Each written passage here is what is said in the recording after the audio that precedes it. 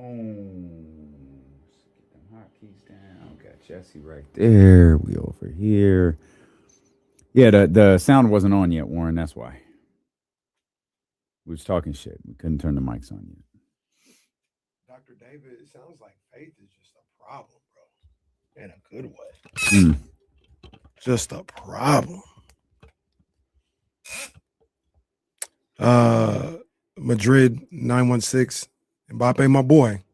But it's only PSG, and he's not with PSG anymore. So, no. But Mbappe is my boy. Don't get it twisted. That's my dog. Hey,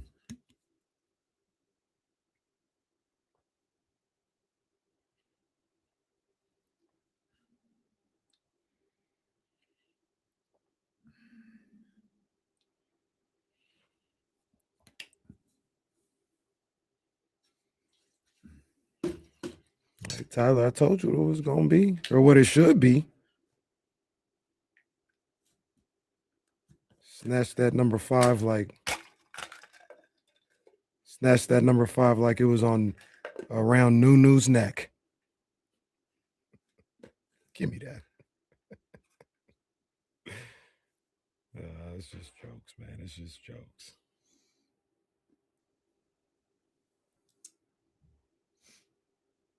That motherfucker's hella tall.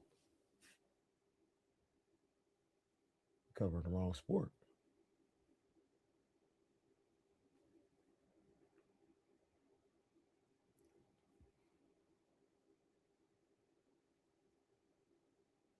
I didn't realize that game on, what was that, Saturday or Sunday with the Sparks and the Liberty was the 30th anniversary game. Oh, I didn't either. Yeah, of their first game. Yeah. We got them screaming D-Lo, KC, D-Lo, KC, D-Lo, KC, D-Lo. We got them screaming D-Lo, KC, D-Lo, KC, D-Lo, D-Lo. We your number one spot. We your number one spot for some sports, huh? Got the city going crazy when we work, huh? We top 2, but we ain't 2, we in first, huh? And when you need the real, we is who you search, huh? D-Lo, KC, D-Lo, KC, D-Lo, KC, D-Lo. We your number one spot. Hey, that's on me. I don't have the hotkeys pulled up. That's my bad. That's my bad. I was trying to get some KSFM work done before the show started, and I didn't have them pulled up. That's my bad. Be like that. Be like that sometimes. Do it. We welcome you in here, man. It is the Friday, June 26th edition of D'Lo and KC. I'm Damian Barling. The ultimate needle mover in God mode himself. He's Kenny Caraway. Yes, sir. Acknowledge me. And we are live alongside EP. What are you doing with him? EP a little fiery today, so watch out. I think Wouldn't say I'm fiery. Well, it's all about to come to an end soon. At least that era. Why? Did you hear something? You talking about Streets? Yeah, Streets is just talking, bro. It's a done deal, bro. Yeah, it does. It does. Like, they are talking pretty definitively. Like, Jalen's gone. Yeah. That's fine. Just maximize this deal. That's all. Yeah. Maximize the deal, Brad Stevens. From that means. From Sham Sharania, like literally right now, Jose Alvarado is declining his $4.5 million player option and intends to sign a new 3-year, $14 million plus dollar deal to return to the New York Knicks. Yeah, good job, Jose Alvarado, doing it for the people, for New York City, baby. We appreciate you, big dog. We? Yeah, that's us fans and supporters. Okay, man. That's what I am. Hey, I'm a supporter. So De'Aaron Fox has been gone for like 5 minutes. Mm-hmm. Conveniently enough, 5 minutes. Mm-hmm. 2 people have already worn his jersey since he's been gone. Yeah. Last year was uncalled for. Bro, this whole thing is crazy. Like, are they attempting to just erase De'Aaron Fox completely? I don't know. Bro. Last year I don't co-sign. Nick Clifford shouldn't have had number 5. Why? If you're not retiring it, what else are you going to use it for?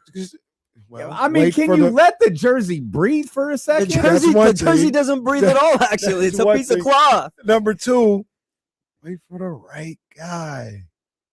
Well, wait a minute. It's not like No shade to 88 in me. Dallas. Yeah. Like, Hey, what are we doing? Aaron once. Whoever wore 5 before that. Now it's you, pal. Now you're next. It's cruel, man. Well, People wear no, I jerseys. say wait for the right guy so you don't have this scenario where it was like, oh, we gave it no shade, no disrespect. We gave it to Nick Clifford. And then the guy comes around, it's like, hey, Nick, I need you to get up off that 5. If it was just sitting for a year, you could have just gave it to him. Yeah. Now, like you said, it looks funny. Yeah, it looks funny. It's just weird. I thought the And Nick why was- did Nick Clifford get number 5? that's my whole point. Like, It I was don't, available. well, no, there 7 was available. Maybe Nick wanted Well, 5. 7. Wait a minute. What was his jersey in college? Wasn't it 10? Yeah, he was 10. Yeah, and that wasn't. I'm sorry. DeMar's. Did I miss 10? Who's got 10? DeMar had 10. All right, well, what's half of 10? I guess I'll go with 5. Yeah. No, that's probably exactly what happened. That's probably exactly what happened. And I understand, but What's a quarter of 10 to 25? Give me 25. They got their Sorry, raise. pal. That was Buddy's number. We got to let that number breathe. Buddy. We got to let that number breathe. That was 24, but still, let that number breathe. I just, it's where it needs to be now. Okay. It's where it needs to be now. Is there something special about 5? Yeah, he Because wanted you're talking 5. like it's 88. No, he wanted 5. Well, that's fine He's if 5. you wanted 5. But like you got to pick a lane here, pal. You're like teetering between the Kings and this coveted number, and then him just coming in. Hey, give me my number. No, dog. no. It's not the number per se. It's like you said, De'Aaron just left, and we just gonna give it now. Show a little reverence and Like, respect. let him, That's all I'm saying. It didn't have to go to Nick Clifford right. there. No, you're right. You know what I mean? Yeah. And then when it got to, if in this case, Someone this wanted guy's the number number. 5. Yeah. All right, now it's time to. Now we're not letting it breathe anymore. This guy wants it. Who's the franchise? He gets it. That last year messed it all up. That's all I'm saying. That's all I'm saying. They didn't have to do that. And now it just looks like shade. It's like, just come on through. Everybody gets number 5. They gonna do that with, I can't even remember his number. I think it's 22. Devin Carter. No one will even notice because no one even knows the number. Like with De'Aaron, at least there was Fox Force 5. There was, there was different little things. Like that's probably the most purchased jersey in the last decade. Yeah, for sure. So like, yeah. Now, shout out to was it Steven? Who had someone had the De'Aaron Fox jersey with the tape over it. Yeah. And the A cuff at the party. Are we doing bring your Nick Clifford jerseys in so we can replace them with A cuff jerseys? Oh, they now? should. They Yeah, that's the other thing. Like the Kings absolutely. Hey, in matter of fact, whether they're doing it or not, everyone with a Nick Clifford jersey, just go to the Golden One Center and knock on the door. Yeah, they deserve that. And also, The we're people who bought 'em gonna deserve that. fix your purchasing history as well after that. Some of y'all need to be put on like, you have to have a license to drive a car. Some of y'all need a license to buy a jersey because y'all just be out there buying anything. Well, that's true. Yeah. examples. I'm waiting for examples. If you Both own a guys. Nick Stauskas jersey, Oh man. you got a problem. I know an idiot with a Rob Williams jersey. To be fair though, didn't Rob Williams get to a finals? Mr. Tapia should have regulated that. So, son, like, let's think this through. Grown ass, I'm gonna get my jersey. What are you talking about? Well, Dad, why? You don't my have dad, My dad said I can't get this jersey. Your I dad don't is live in the same house anymore. He said I couldn't get the jersey. your dad is looking out for your best interest. You don't have a Tatum jersey. Yeah, come on, man. You want to talk about this? You don't have a Tatum. In fact, isn't the only Laker jersey you have Larry Bird? Only what? Yeah, no, you heard him right. The only Celtics you jersey heard Only, me. I I'm have. sorry. No, I'm no. sorry. The only Celtics jersey. I'm sorry. The only Celtics jersey. Yeah. Only Celtics jersey you have. Isn't Go it ahead, Larry get Bird? that Abdul-Jabbar jersey. Yeah, that sounds Let's go. insane. Wow. All right. No, yeah, I got a Larry Bird jersey. That was like an accident. I bought that one like on the way to the Warriors game. Did y'all sign that white kid with the funny nickname, or is that a joke? Who's the white kid with the funny nickname? the big center. They called him Kareem Abdul-Jabbar. Did y'all sign that? I don't think so. Isn't he from Indiana State too? I think. Oh, is he? think he Oh, is. they said his name was Kareem Abdul-Jabbar. Like, come on, man. Okay, I'm sorry. No. The only Celtics jersey you have is Larry Bird, right? But I mean, I got Bird, I got Rondo, and I got Rob Williams. Oh, Rondo. Bro, I don't hey, think I man, knew you this had summer, that. Man, go get that Tatum, man. What are we doing, man? Yeah, Rondo one was like a gift, too. you I don't even wear it. see, you need a It's like passed license. Like you went and bought a Rondo jersey and a that's Rob not- Williams jersey. I didn't buy the Rondo, like I said, it was passed down. Yes, I Okay. did use. All right, I that's did. fair. I did That's use fair. currency for the Rob Williams jersey. I'm sorry. But no, man. Rob Williams before Tatum. Come on, man. What? I got to get the best player like everyone else, like all the casuals. I know basketball. I know hoop. All right. Oh man, poor Tatum. Man. Hey, that guy's got a Rob Williams jersey. Wow, he really likes the Celtics. I guess that's how people felt about the Neat Clifford 5 jersey. Yeah, you Well, that really guy- locked That in. guy really likes the Sacramento Kings. Does anybody have a Maxine Renault jersey? Good question. I was just trying to think because he had a really good rookie season, all rookie team season, Yeah. and I don't feel like I've seen any Renault 42s. No disrespect That's to it. Nick, but I feel like the 42 plays better than the 5. I mean, like all rookie second team. That's something. yeah. There's some staying power. Yeah, there. but there might have been people who bought the Neat Clifford jersey like quick. Like, That's what oh, I'm he's saying. gonna get. They might have gotten that one early. Mhm. Yeah, that was. I mean, that was a But ill-advised. Yeah, that was Yeah, a true it's Kings fan ill-advised. doing that. I not getting the Caravan jersey. It's around the same time he was drafted. Say around the same time Nick Clifford was drafted. Some person listening to the show taking that out of their cart right now. Telling me that's how you know you from Sacramento, baby. You got that. You got the Neat Clifford. Yeah, man. I don't know though. I've changed my jersey purchasing practices. And Acuff will be getting purchased. That Kings Acuff 5 will be getting Yeah, purchased. you said that but, on the air. You promised. Yeah, there's just so much turnover in. In fact, in you the going to the league. Golden One Center on Monday. Just pick it up while you're there. That's what I might do it. I'm not gonna order it because Pick it up on your way out. Don't might pick it up not- on your way in. That's bad practice. Just pick it up on your way It out. might not be ready for Vegas. So I got to get it if Yeah. they still got them. You know, they might get sold out quick. Yeah, like do you think they'll go on sale before Monday? I'm talking about Monday. They might.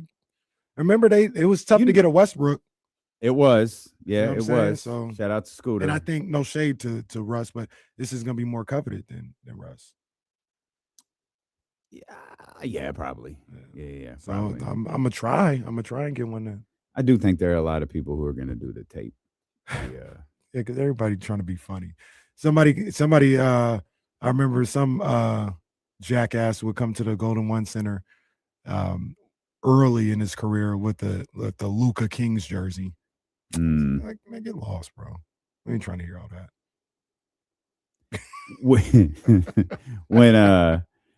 when that clip of my feelings about De'Aaron Fox following the Detroit game, when The that classic. circulated for the second time during the finals, I stumbled across a quote tweet. This was a new one from a guy. I think he was in San Antonio. I'm not sure. He said, "I don't know what it is," and it's me because it's just me on the screen. You're not there yet. Mhm.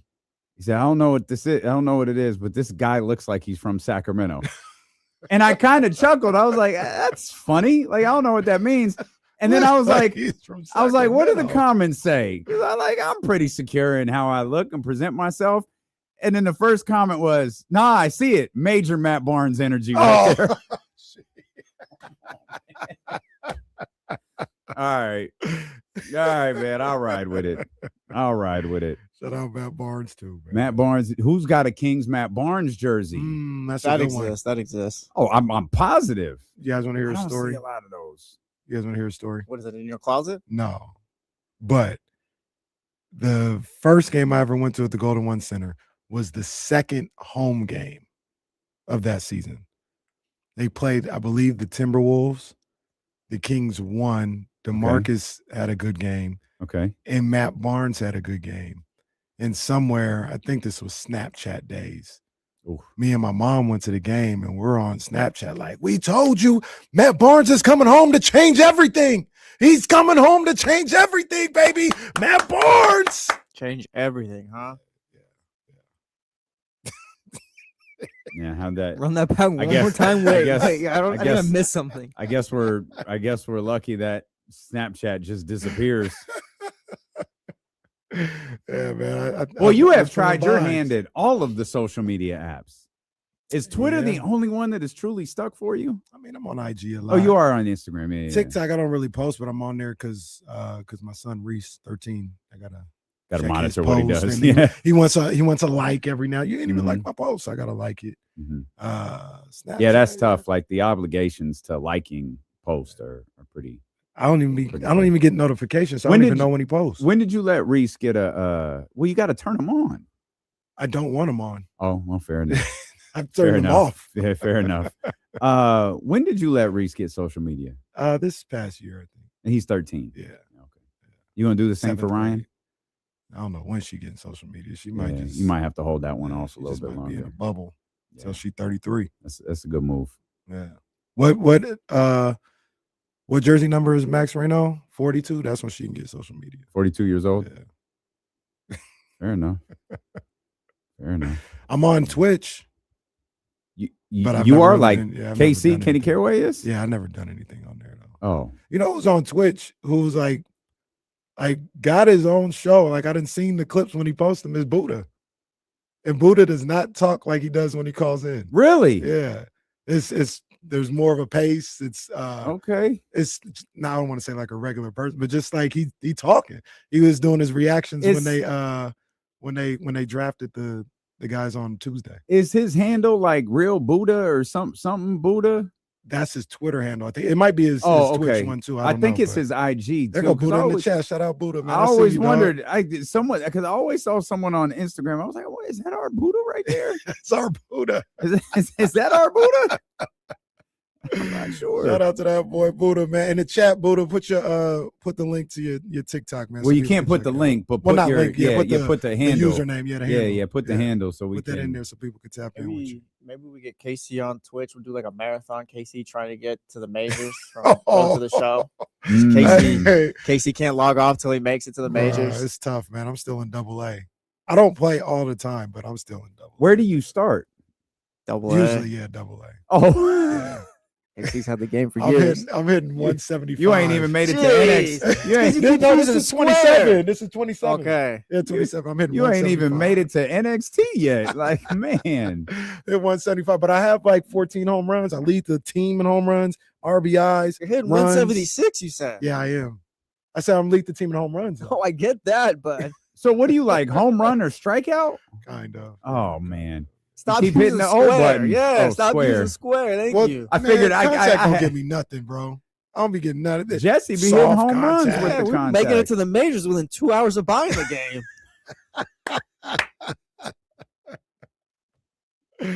Oh man, That's funny. it's a struggle, man. That'd be a long stream, man.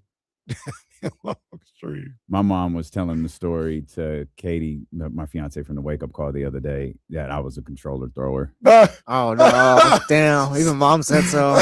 I was just like running good on this show. D-Lo getting mad at Royal Rumble. Stupid Tatanka. That was the game too, boy. Royal That's Rumble Casey. was the game. Yo, Tatanka Casey's Yeah, it's boy KC's though. guy, but Yeah, that dude do me wrong, man. yeah, what was that? 94 SummerSlam. I'll never forget. It was Well, at 94 the United SummerSlam, Center, I they think, yeah. finally went back. Yeah, They finally went. that's facts. Tatanka is you may or may not know this. Is he like Razor Ramon? No. I Okay. think he really is Oh, okay. I thought you were really telling me a isn't. mid card or something. Like, no, No. now I get what you mean.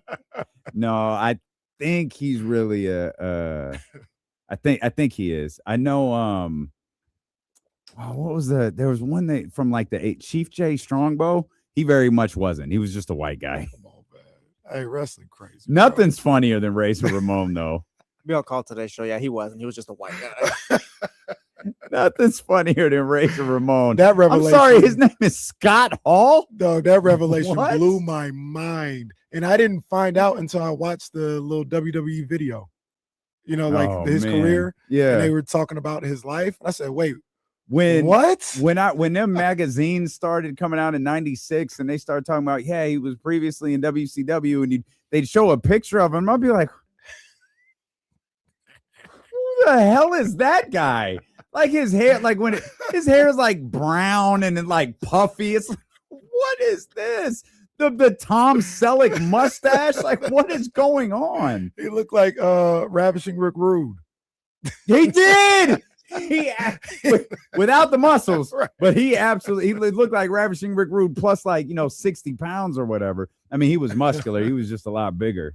Oh man. Oh, Okay, man. well, I'm glad Tatanka. Well, Glad they didn't appropriate with Tatanka. That would be terrible. Tatanka made a return back in like the early 2000s. Yeah. Didn't he? Yeah. To WWE. Mm-hmm.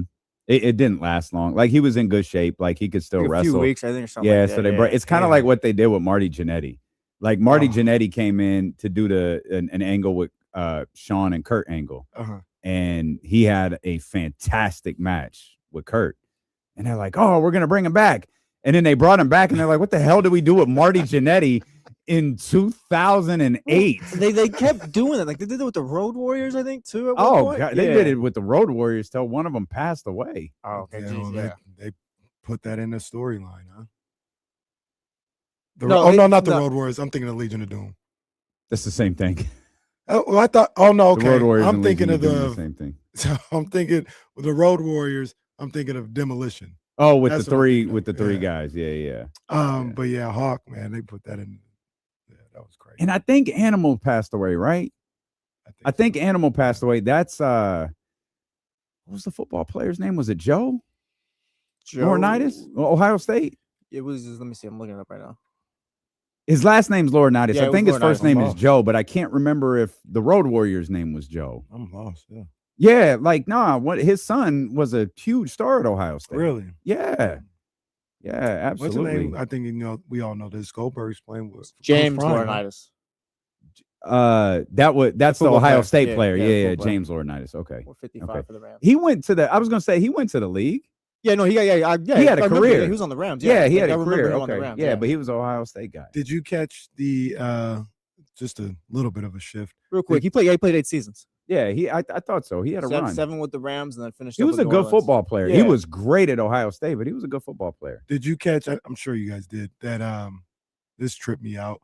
Antonio Freeman's son is playing on the men's national team and scored a goal on Friday, not yesterday, the last game.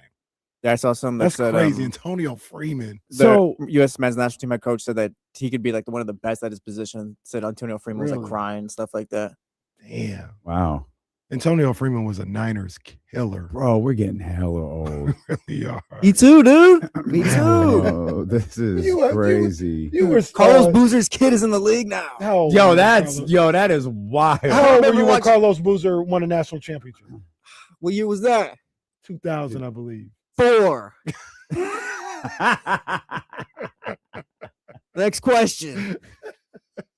It might have been later than that because they Was he lost in drafted in 99. 2001? No, I'm saying it might. That's what I'm thinking. It might have been later than that because they lost in 99. That was the UConn It game. was like I saw Marvin And Harrison. then- His kid's in the league now. It might have been 03 when they beat 2000 feels Maryland. way too early. Or not way too early. It feels too early. Yeah, maybe I had that. It might have been 03 when they beat Maryland I don't think it was that late. because it was him. I think Jay Williams, Mike Dunleavy Carlos Jr., Boozer 2001. Shane Battier. Maybe 2001. He, championship He was point. no, he was. He was in 2001. Okay. He was drafted Maryland. in 2002. They beat Maryland that year, right? I believe. Had the oddest end of a rookie contract in I think league history. Do you know the Carlos Boozer story with Cleveland? Something vague. Didn't he like hold out or something like that? No, he was going to. So the collective bargaining agreement was different. Yeah. He had told Cleveland he would re-sign with them. If he became a free agent, he could sign with more money with Cleveland. He told Cleveland he was going to resign with them once he entered free agency. Mm-hmm. They took him at his word. He didn't and signed with Utah. Yeah. And he signed with, and that was like 3 years in. Yeah. Yes. That was, and wasn't the agent Rompelinka? Oh my God, is that right? I don't think I knew that. I think the agent was Rompelinka. Let me see if I can find that. Restricted free to keeping it. I don't know. I think I heard because somebody was talking about. Yes, he was the agent. Yeah. Oh man. Yeah, because that's what somebody was telling that story. It was like, yeah, that's why you So can that never was- trust Rob Pelinka. So that was 2004. So the first WNBA contract I ever negotiated was in 2000. Well, it was going to be in 2000, the year the Monarchs left, because Kara was a free agent. So I think that's I think you're right. 2009 or 2010. And I'm meeting with John Wisnett, who's Coach Wiz, who is the coach and the general manager. And it was the same thing with Kara. If she signed an extension, she could only get, because her first contract, she took a team-friendly deal. And the second one was like, John, we're not taking a team-friendly deal. Like Kara she's Brunson. a max player. And I've never forget. He was like, how do I know you're not going to Carlos Boozer me? I was like, Coach. And me and him had a great relationship. We used to fight, but we had a great relationship. It was like, Coach, I'm from Sacramento. Like I live, like this is my home. Like Yeah. we're not in a rush to go to Phoenix or, Indiana or whatever. Like she wants to be here. She's just not going to, you just gave Nicole Powell a max contract. You just did it. But he looked me right in the face and goes, how do I know you're not going to do what Carlos Boozer did? And that's 6 years after he did it. And it was still on everyone's mind. Like, yo, you could just tell someone you're going to stay. And That's then an wind up all-timer. leaving. That's an all-timer. It's not on OJ levels. Go ahead, bookmark it. We've talked about OJ. We filled the quota. But that would have gone crazy on Twitter. Because Boozer was a really good ball that would have player. gone nuts. Yeah. That would was have a been really good Yeah, ball player. that would have been. Oh, that would have gotten peak.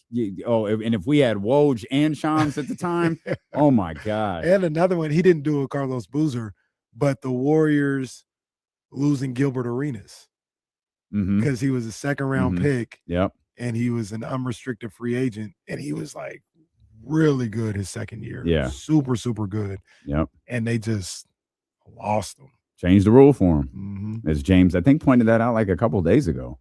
Yeah. I feel like it's Yeah, like yeah. the Gilbert Arenas thing has Yeah. come up recently. Yeah. 'Cause Oh we my might have God, the next Twitter Gilbert Twitter Arenas. for the Boozer story would have been so great. That, So that great. that's an NBA all-timer, not necessarily like a sports all-timer, but I don't even.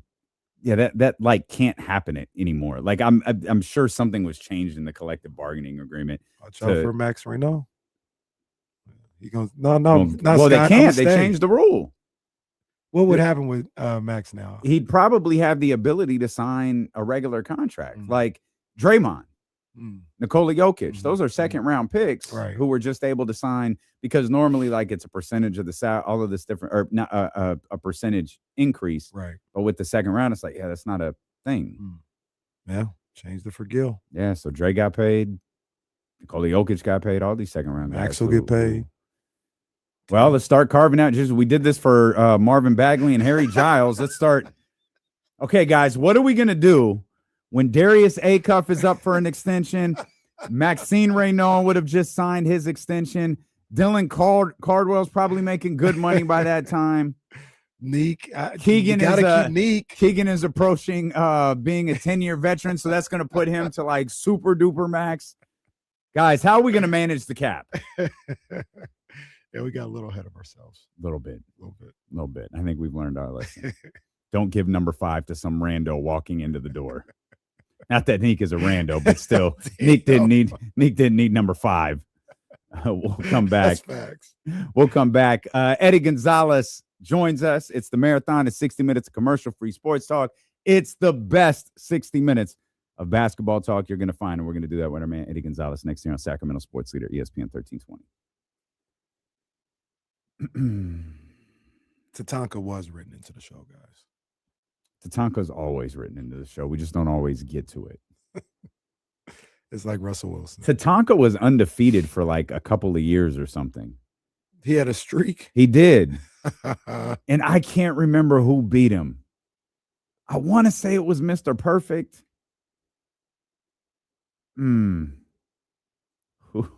Who ended Tatanka's Hey, I was like, wait a minute, who's ever asked this? undefeated streak? Oh, well, wasn't Mr. Perfect. It was Ludwig Borga. All right, man. They just had anybody. They had a streak ended by just anybody. Ludwig Borga wore like long boots, like up to like his middle of his calf, because he had a Nazi symbol tattooed underneath. What? Yeah. It's a shoot. Oh, Yep. man, bro. Come on, man. Hey, wrestling just wrestling is just different, bro. It's just different. What the hell? Yeah. Yep.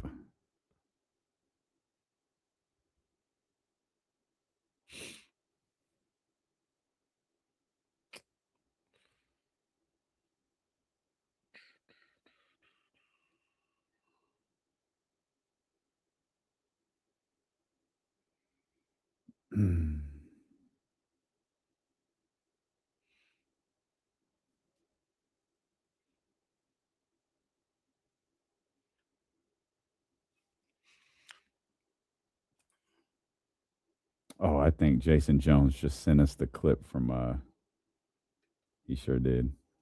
In this situation, I mean, they are getting a guy who can put the ball in the rim. I don't see him being there too long. Sacramento Kings, the new Clippers, man. With all these high draft picks and don't hold on to them, end up in other places and have solid careers. Unfortunate for this kid, hell of a talent. You said his team wanted him in Sacramento. No player has said that ever. Get to go out and ball.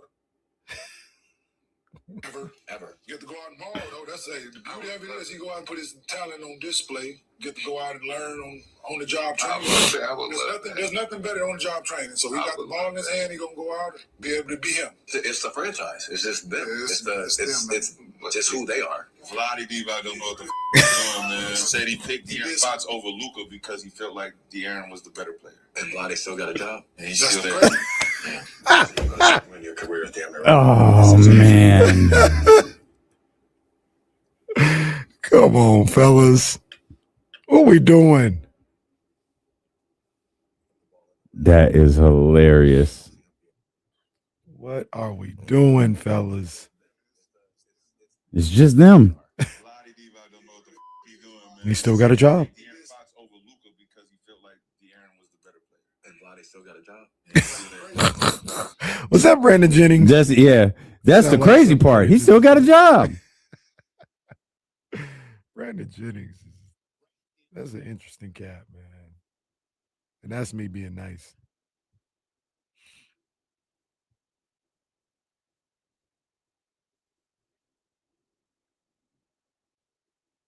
I have to go see my boy Abs tomorrow. Yeah, Hello, so he's, MJ Day party. Yeah.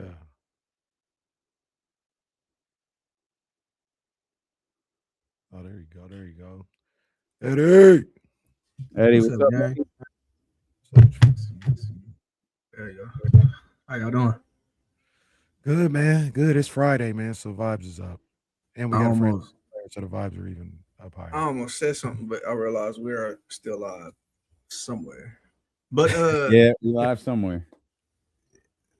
not a lot of fans of Brandon Jennings out there. I can confirm. I haven't come across anybody, not saying they don't exist, but I haven't come across anybody that's like, nah, I rock with Brandon Jennings, hella cool. Yeah, Not again, one. without being too specific, like he just came up in a conversation. I was amongst the group, and it was just like, hell no, like, and I was like, damn, all right. So Yeah. not a lot of friends for him out there. Mm-mm. I'm sure there's some. What Actually, did I y'all take get that for back. Father's Day? I've been asking everybody this. I didn't get anything, but Oh, I I got this didn't want bracelet. anything. Your bracelet. Look. Yeah, I got this bracelet right here. So like as men and as dads, birthdays, fathers, it just dwindles as time goes on, right? You know.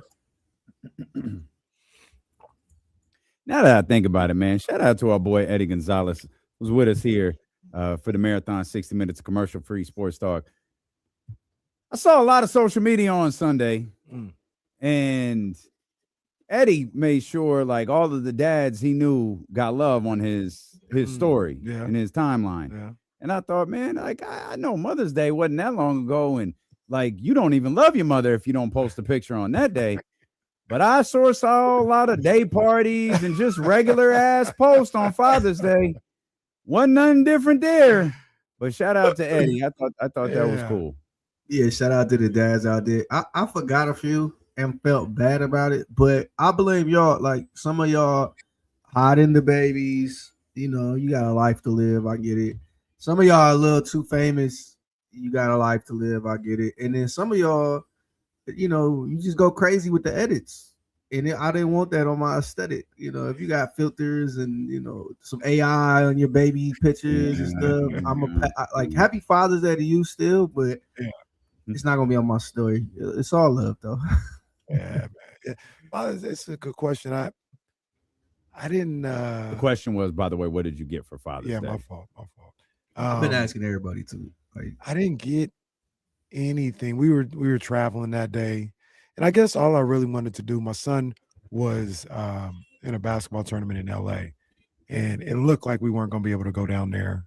We went down there to see him. I got to watch him play for Father's Day. That's all I really want, because like if I ask for something, it's probably going to be shoes, and the wife is like, I'm not buying you no more shoes. So it's like, okay. Like that's like if you give me money, I'm just gonna use that money to go get shoes. So it's fine. I was happy. I was saying before we got on air, that's actually a great point. I was actually saying before we got on air, you know, as we get older as men, you know, Father's Day, Christmas, birthdays kind of dwindles, kind of like, you know, we get the shorter of the stick. Mama get a lot of stuff. Yeah. But you're right though, like y'all not gonna buy me, you know, a date just Rolex. Like I gotta buy that. I'm happy on my birthdays, Father's Day, the acknowledgement. That's good enough for me. I don't ever want no presents. Katie left the house for a few minutes and went to Nugget and bought me some cookies.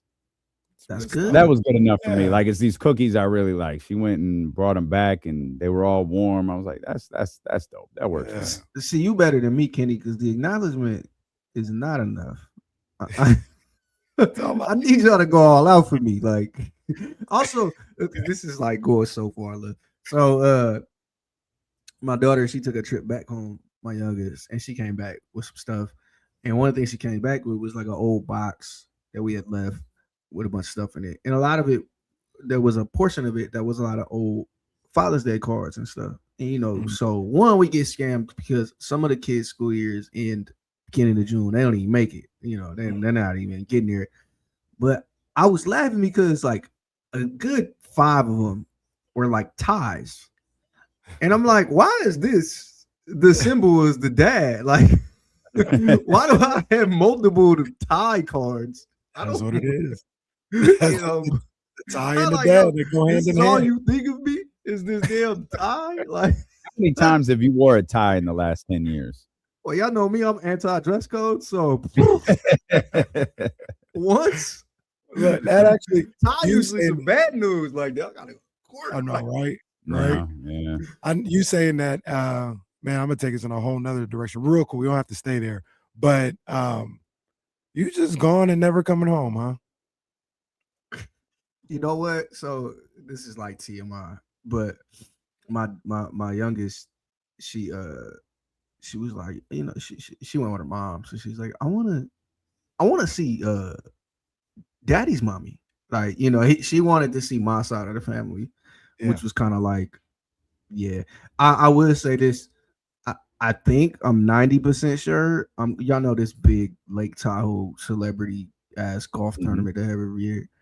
I may have to go there for work, and then the plan is if I'm an hour away from home, I have to go home for some days. Like I can't not do it. So But I Cross think my what fingers. KC I actually do want to go for the first time in forever. Yeah. I think skip what home for a couple KC days. meant is you're not coming home. Like Like planting to a flag like back. coming home, and this We've is all my kind home of again. like a lot of people like. Oh left. no! I'll come visit. If I come back home, like to live, it went bad. Like something happened. Yeah, That's where I'm at with it. But That's I the haven't other been thing, back you to gotta work visit. too. Last time I was there to visit, I think I saw you, Kenny. I think that's how That's long it. it was. I saw him at the game, and then we Yeah. linked with Tiger afterwards. I had to stand in line to see this man, but I did. Yep. There's nobody around. Yeah. What's this guy talking about, man? You're lucky you didn't get So- ushered out. You get too close. But Like I when Magic said you can't get too close to Michael, it's a foul. You That's ain't what- get it a foul Yeah, in 4 that's- years. that's What you know that's about what they committing said a I'm about foul? actually KC. surprised there's not photos to commemorate the moment because I know you got the daily photog that follows you around, right? Yeah. Who's this No. guy talking to? I don't even know. No. You know what's on the internet? Like you can't deny it. I mean, look, no, not daily. Glossy Just photos every now too, and like, then. Every good now and then, photog. man. Every now and then. Mm. Prime I asked occasion. about Father's Day to wish y'all happy Father's Day, and also say like, yeah, we kind of get the short end. I want to shout out my daughter. She got me books. So if y'all been paying attention, that was a good one. Yeah. She did her There you due diligence and decided that I like this one book more than the others, and then just bought all the books that the woman ever wrote. So I was That's actually like surprised, and then y'all know we old now, so I was very emotional when this happened. But Yeah. so I that said, was somebody said one yeah. time, now in my 40s, one thing I'm gonna do, I'm gonna cry like AI. I At was every talking occasion. to, I'm gonna cry like at every occasion. not to name drop, but I do the show with Vince Carter and Tracy McGrady. His daughter works with us. She's great. She's incredible. I love her. She's like my podcast niece. Like I got her back. And we were talking because this was the week after Father's Day. And I was like, is your dad emotional now? Like, he's old and he got y'all. And she's kind of started laughing. She's like, yeah, a little bit. She's like, I feel like we all get a little more emotional the older we get. Mind you, she's like 24.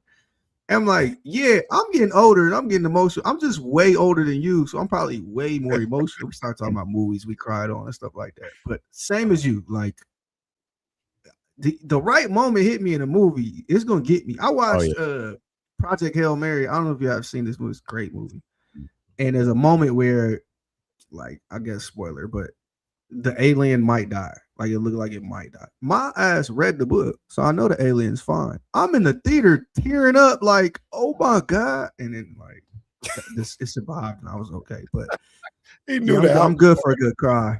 I didn't cry when the Knicks won though.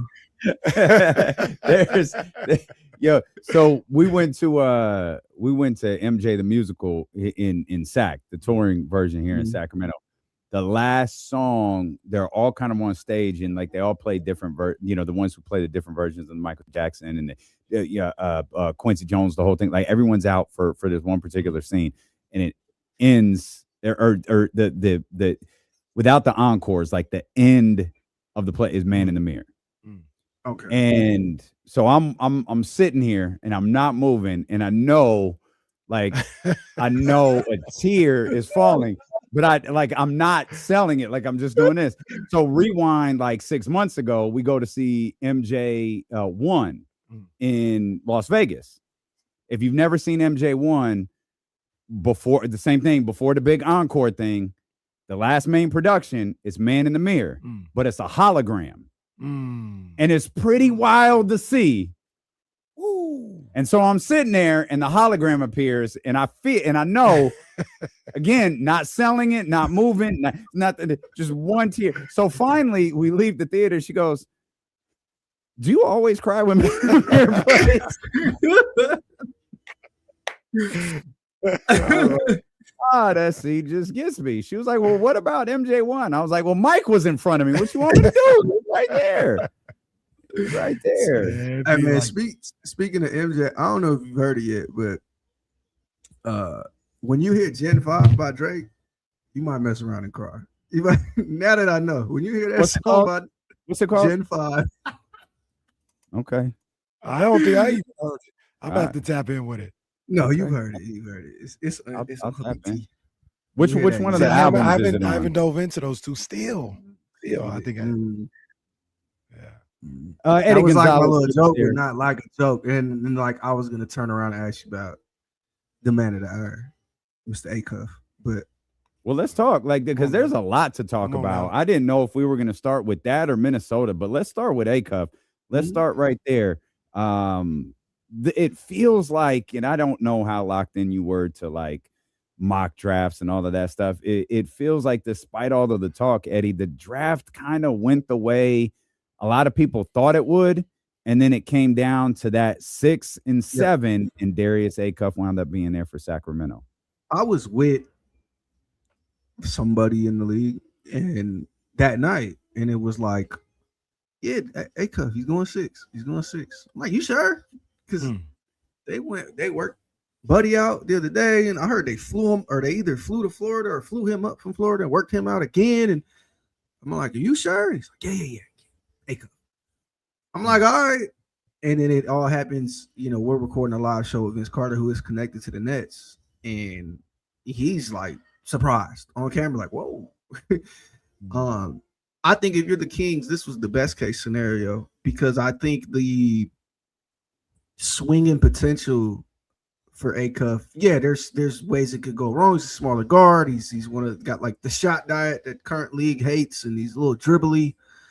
But man, if it goes right, or if it just goes good, this is an exciting, fun, very good player.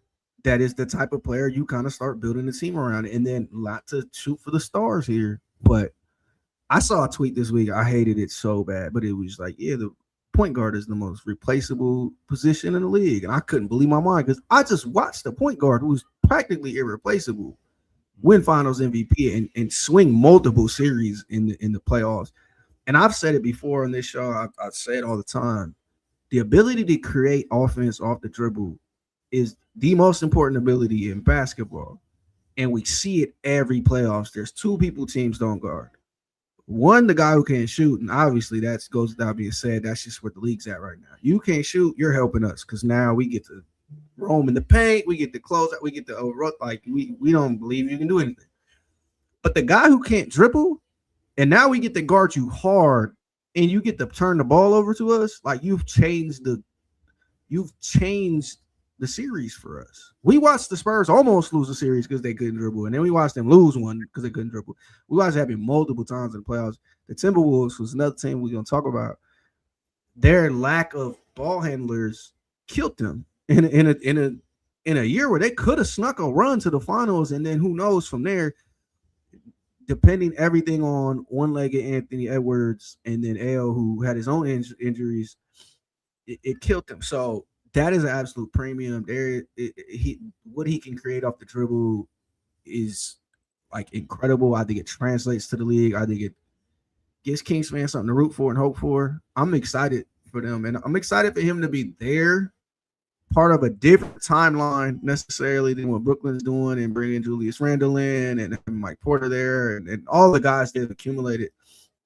And it's on the Kings to be patient and continue to build around him, and on and on. We talked about that at nauseum, but that's the type of player you can get excited about. You feel like iffy about landing at 7 in a year where you really needed to be in that top 4, but I think you got the best case scenario as far as that goes at the end of the day. No, man, I'm big on Darius Acuff, man. I think he is the franchise player that we've been looking for. I was telling Damian, I think yesterday, I said, man, this is a guy that I project him to be a 1A. You don't have to find somebody better than him to be a championship level team.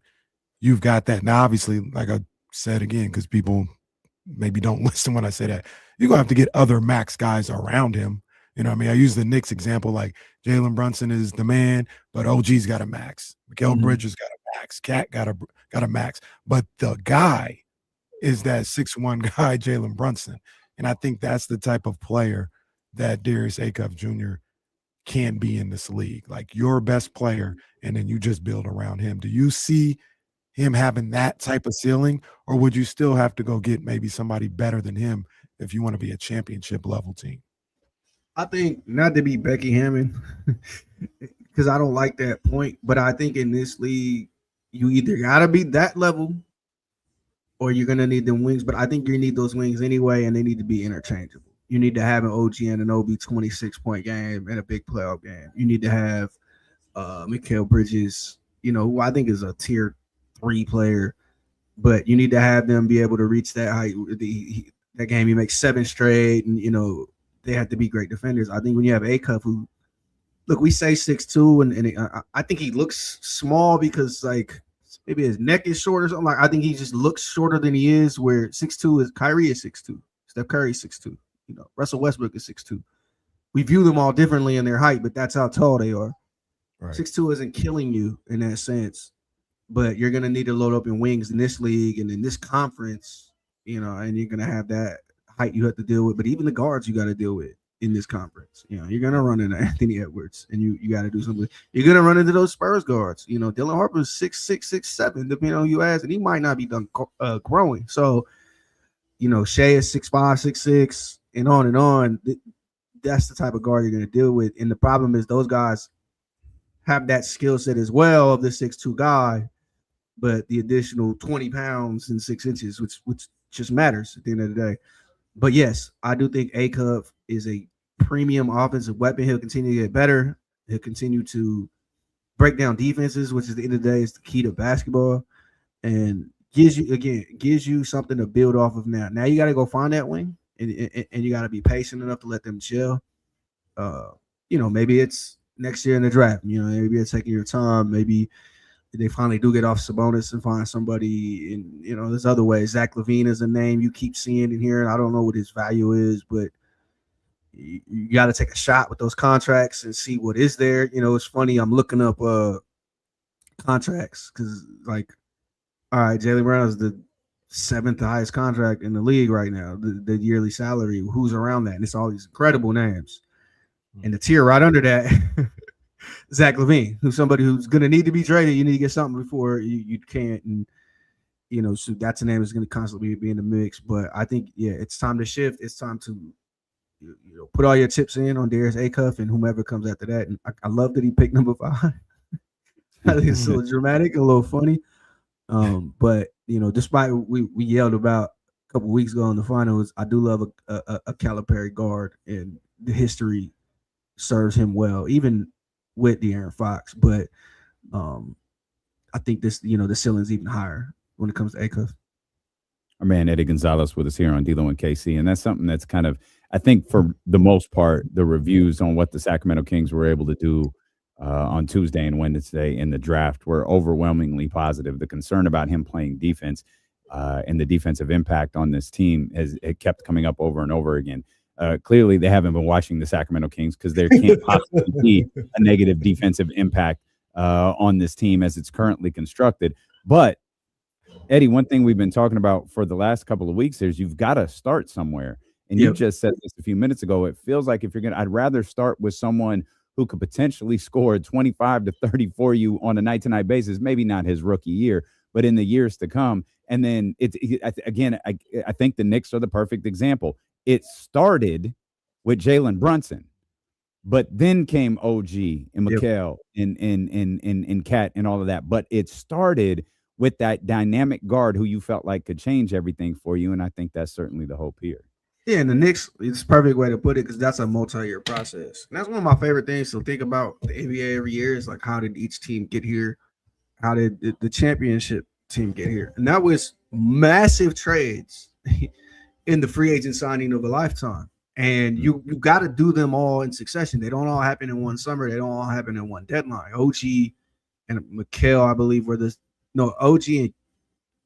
OG was 1 year. Mikal and Cat were the same year. You even grabbed Alvarado this year at the deadline. Like you take these steps and get there. And you even took some steps that they didn't work, and you had to work around that and grab some other guys. And you look at it seemed like the Thunder. Shea was the beginning. Well, not necessarily even the beginning. Some stuff was in the works before then, but on and on to you draft Jalen Williams, you sign Isaiah Hartenstein, and the Spurs the same thing. Look, you hit 1 and 2 and 1, 3, 1, 2 back to back in drafts, yeah, you should hit, and you get the prospect of a lifetime, but you got to add these other pieces around them as well. You got to go get Cornette. You got to get De'Aaron Fox. It doesn't happen in one fell swoop.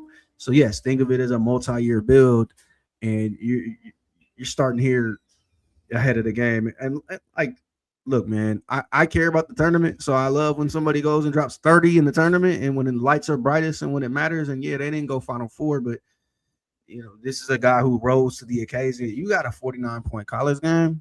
I gotta just salute. Like, I don't even at that point, it don't even matter who it's against. I gotta just salute. And you got something. 49 points don't just happen in college games. So I'm impressed. I'm happy for the Kings. I said it that night. Like, they got a guy they can start with. He's there with the Buffs, with the whole family. Like, this is where it begins. And now it's about surrounding him with the talent he needs to be. And maybe you do strike on a high level talent. And that's all to say this too. And I haven't seen them in a lot of rumors. I think it's possible they get in the mix because of their cap situation and some of the contracts they have. But I don't think the Kings need to be trying to go big game hunting right now either. Like, I know we got some fancy names out there, Jaylen Brown and the like, but let's go with this and let's begin this process and slow walk it from here. And I think this is the perfect start for them. Yeah. Do you, because I know you talked about, you thought the Nets were going to get Acuff at 6. Do you know what happened there? And was it just simply like, hey, they believe Mikael Brown Jr. has a higher upside or will be a better player? Or do you think it was one of those situations where, maybe Acuff and his team let it be known, I really want to go to Sac. Don't pick me. What happened there? Because it feels like Acuff is the consensus for a lot of people at that position, and they went a different direction. The Nets. I mean, the Nets have had a questionable front office for some time now. Made some questionable decisions, and it's all seems curious. I think they have dueling timelines that they're dealing with right now. They took a year off of Nick Claxton's deal to pay Julius Randle a little more, but Julius Randle deal can be just as long, or maybe he wants an extension and create their own situation there where, yeah, they got off Claxton's deal, which I think was $24 million this year, and now they're paying Julius 33, and they may pay him 33. Like, they compounded their issues there. Those two guys, him and Mike Porter, don't necessarily make sense as the two guys that groom, 10, 20-year-olds. So I'm not sure what's going on there, but I think in terms of this draft pick, something happened in those Mikael Brown workouts to where they decided they thought he was the better prospect. And, it's on Darius Acuff to prove them wrong. I think, like you said, the consensus seems to be that Acuff is better. I know teams shy away a little bit from the skill set of that type of player and the shot diet, but Acuff, the gap between Acuff and Peterson on the court that we saw wasn't that far. And I love Darren Peterson. It wasn't that far, and this is a situation. Acuff is 19 still.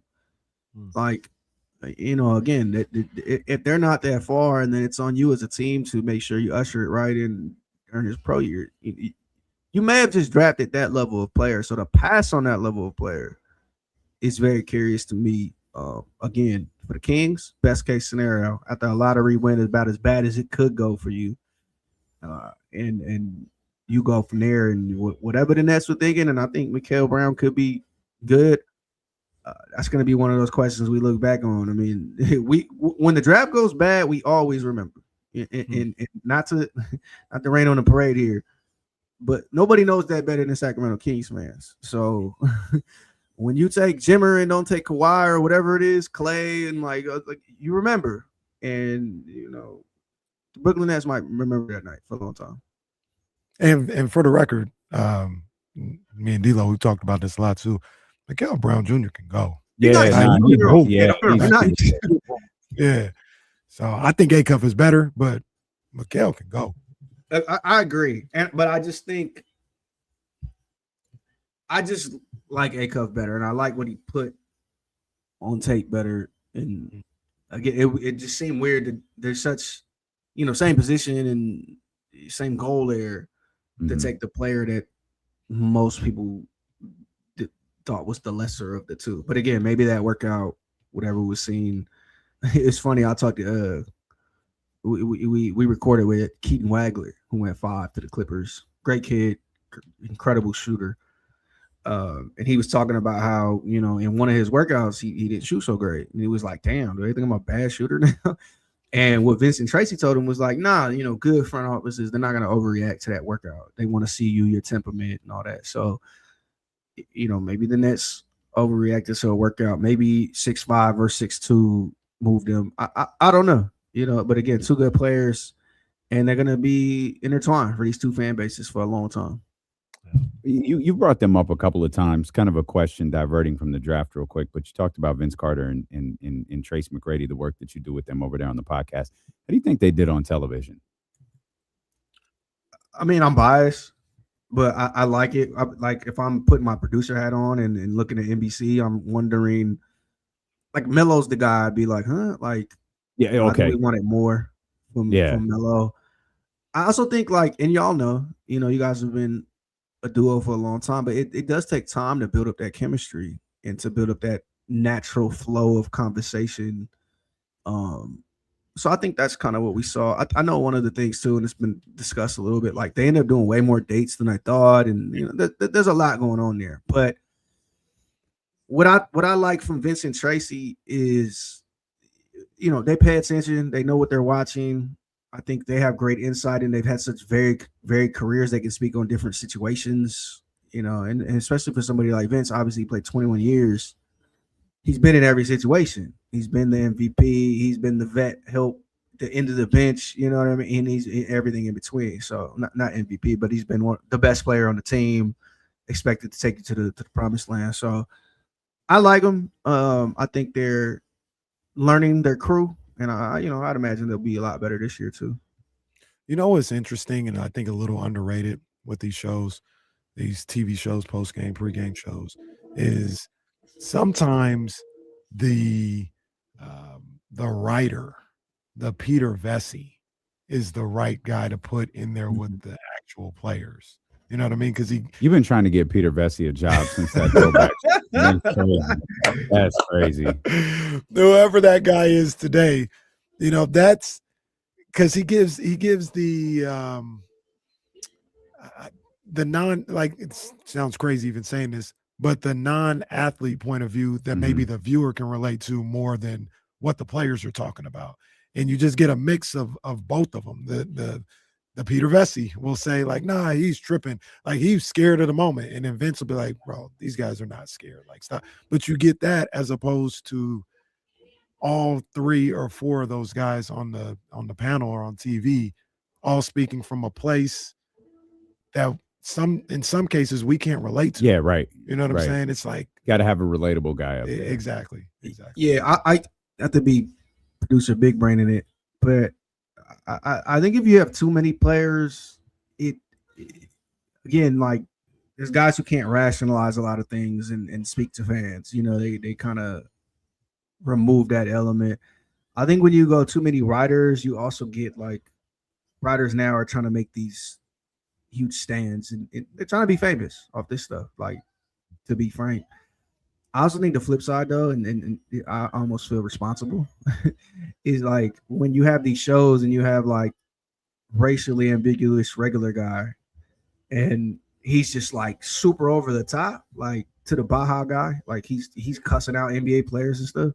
Like, it can go super left. The one guy I'll shout out, and I hope he gets more gigs because he's a little more balanced and kind of he's really well spoken and kind of keeps it hoops, is Kenny Beecham. I think that type of guy can be a guy who balances conversation and kind of, speaks it in a way that a fan consumes it, and then he can go, but you've done it. You tell me. Like, I might just be crazy guy. I was having a debate. With Kevin, and, like, we getting into it, we disagreeing, and he was like, "Oh, I said something. I'm not gonna say what I said because it's too related to, like, a controversy." But then he's like, "Okay, Mr. Never played beyond middle school," and I'm like, "Okay, I played high school." But again, like, you kind of need that middle ground where it's like, well, I'm on the couch and it looks like this. Yeah, You tell me because you've been there, and I think Right. that's what Tracy and Vince are good at. Going back to I hate getting hit with that. I've yeah, it been was hit like with- I don't like that. Like, come on, man. no. So like one of the What things you I want me to do, sit here and shut up? Like, come on, man. What you want me to do?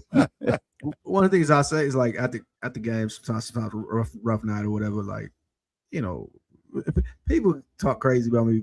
They think like I'm just like yes man, but I usually be the first one in the tunnel. Like, come on, bro. Like 8 turnovers. Like what the. And then like we can do that for so long, and then eventually it turns into like, look, I am still me. Like I get what you're saying, but I like 30,000 points over here. Like I got more points than Michael Jordan. I know a little bit more than you, so it's like, all right, man, what you want to get to eat then, man? Yeah, exactly.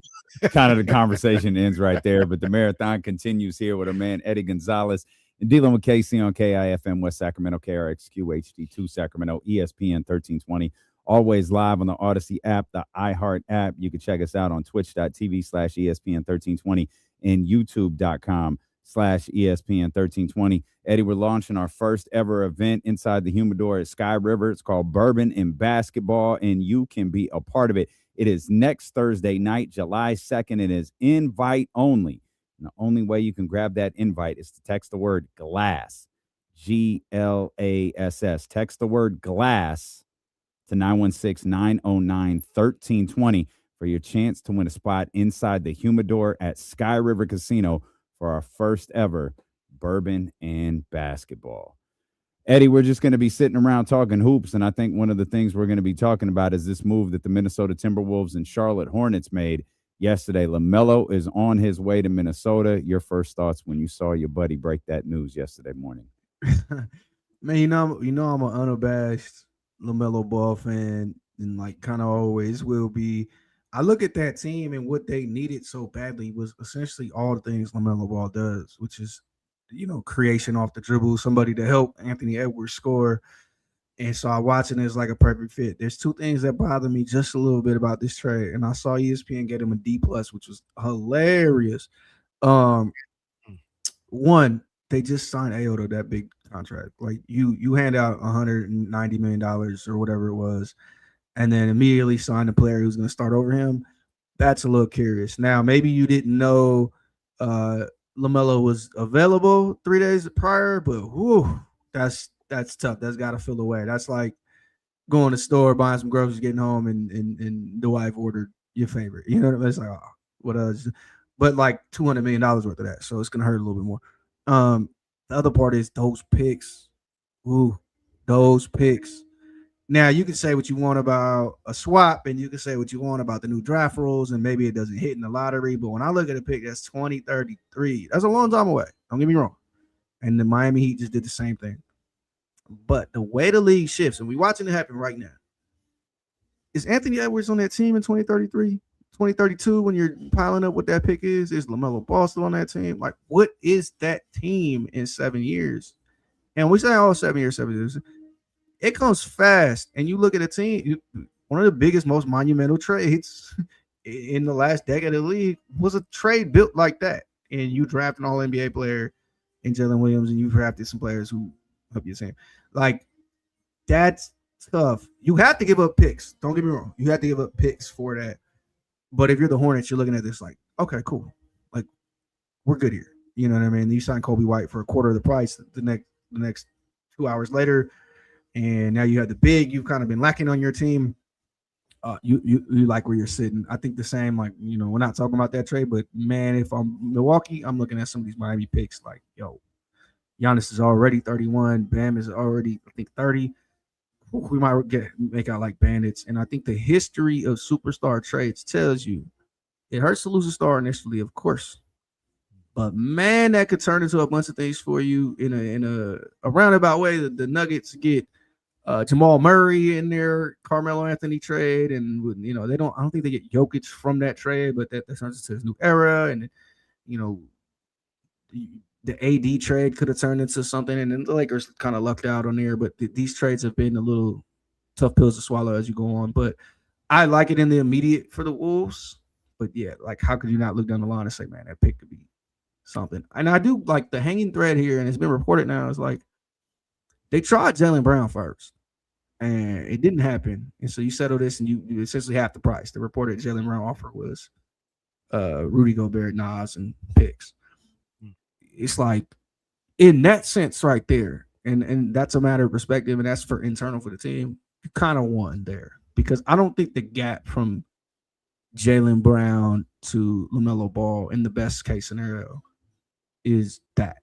So, now you can go with something ideally for Rudy Gobert, and you build from there. The Wolves are closer than I think people are admitting. I'm people. I'm people.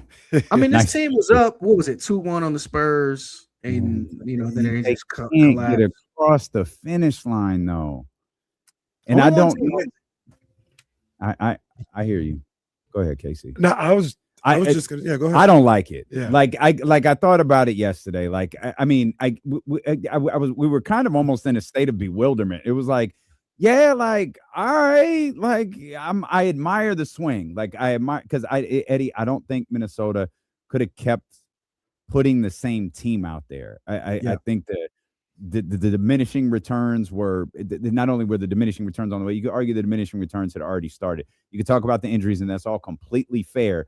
But another year in the books, like you just kind of wonder, like, what are you going to be able to do next year? So the fact that they weren't willing to put that same exact team out there, I applaud. But I just look at this, and it's like you're losing Nas Reed, you're losing a little bit of your depth. You're bringing in LaMelo, that's important. You signed Io to the contract, I get that's important too.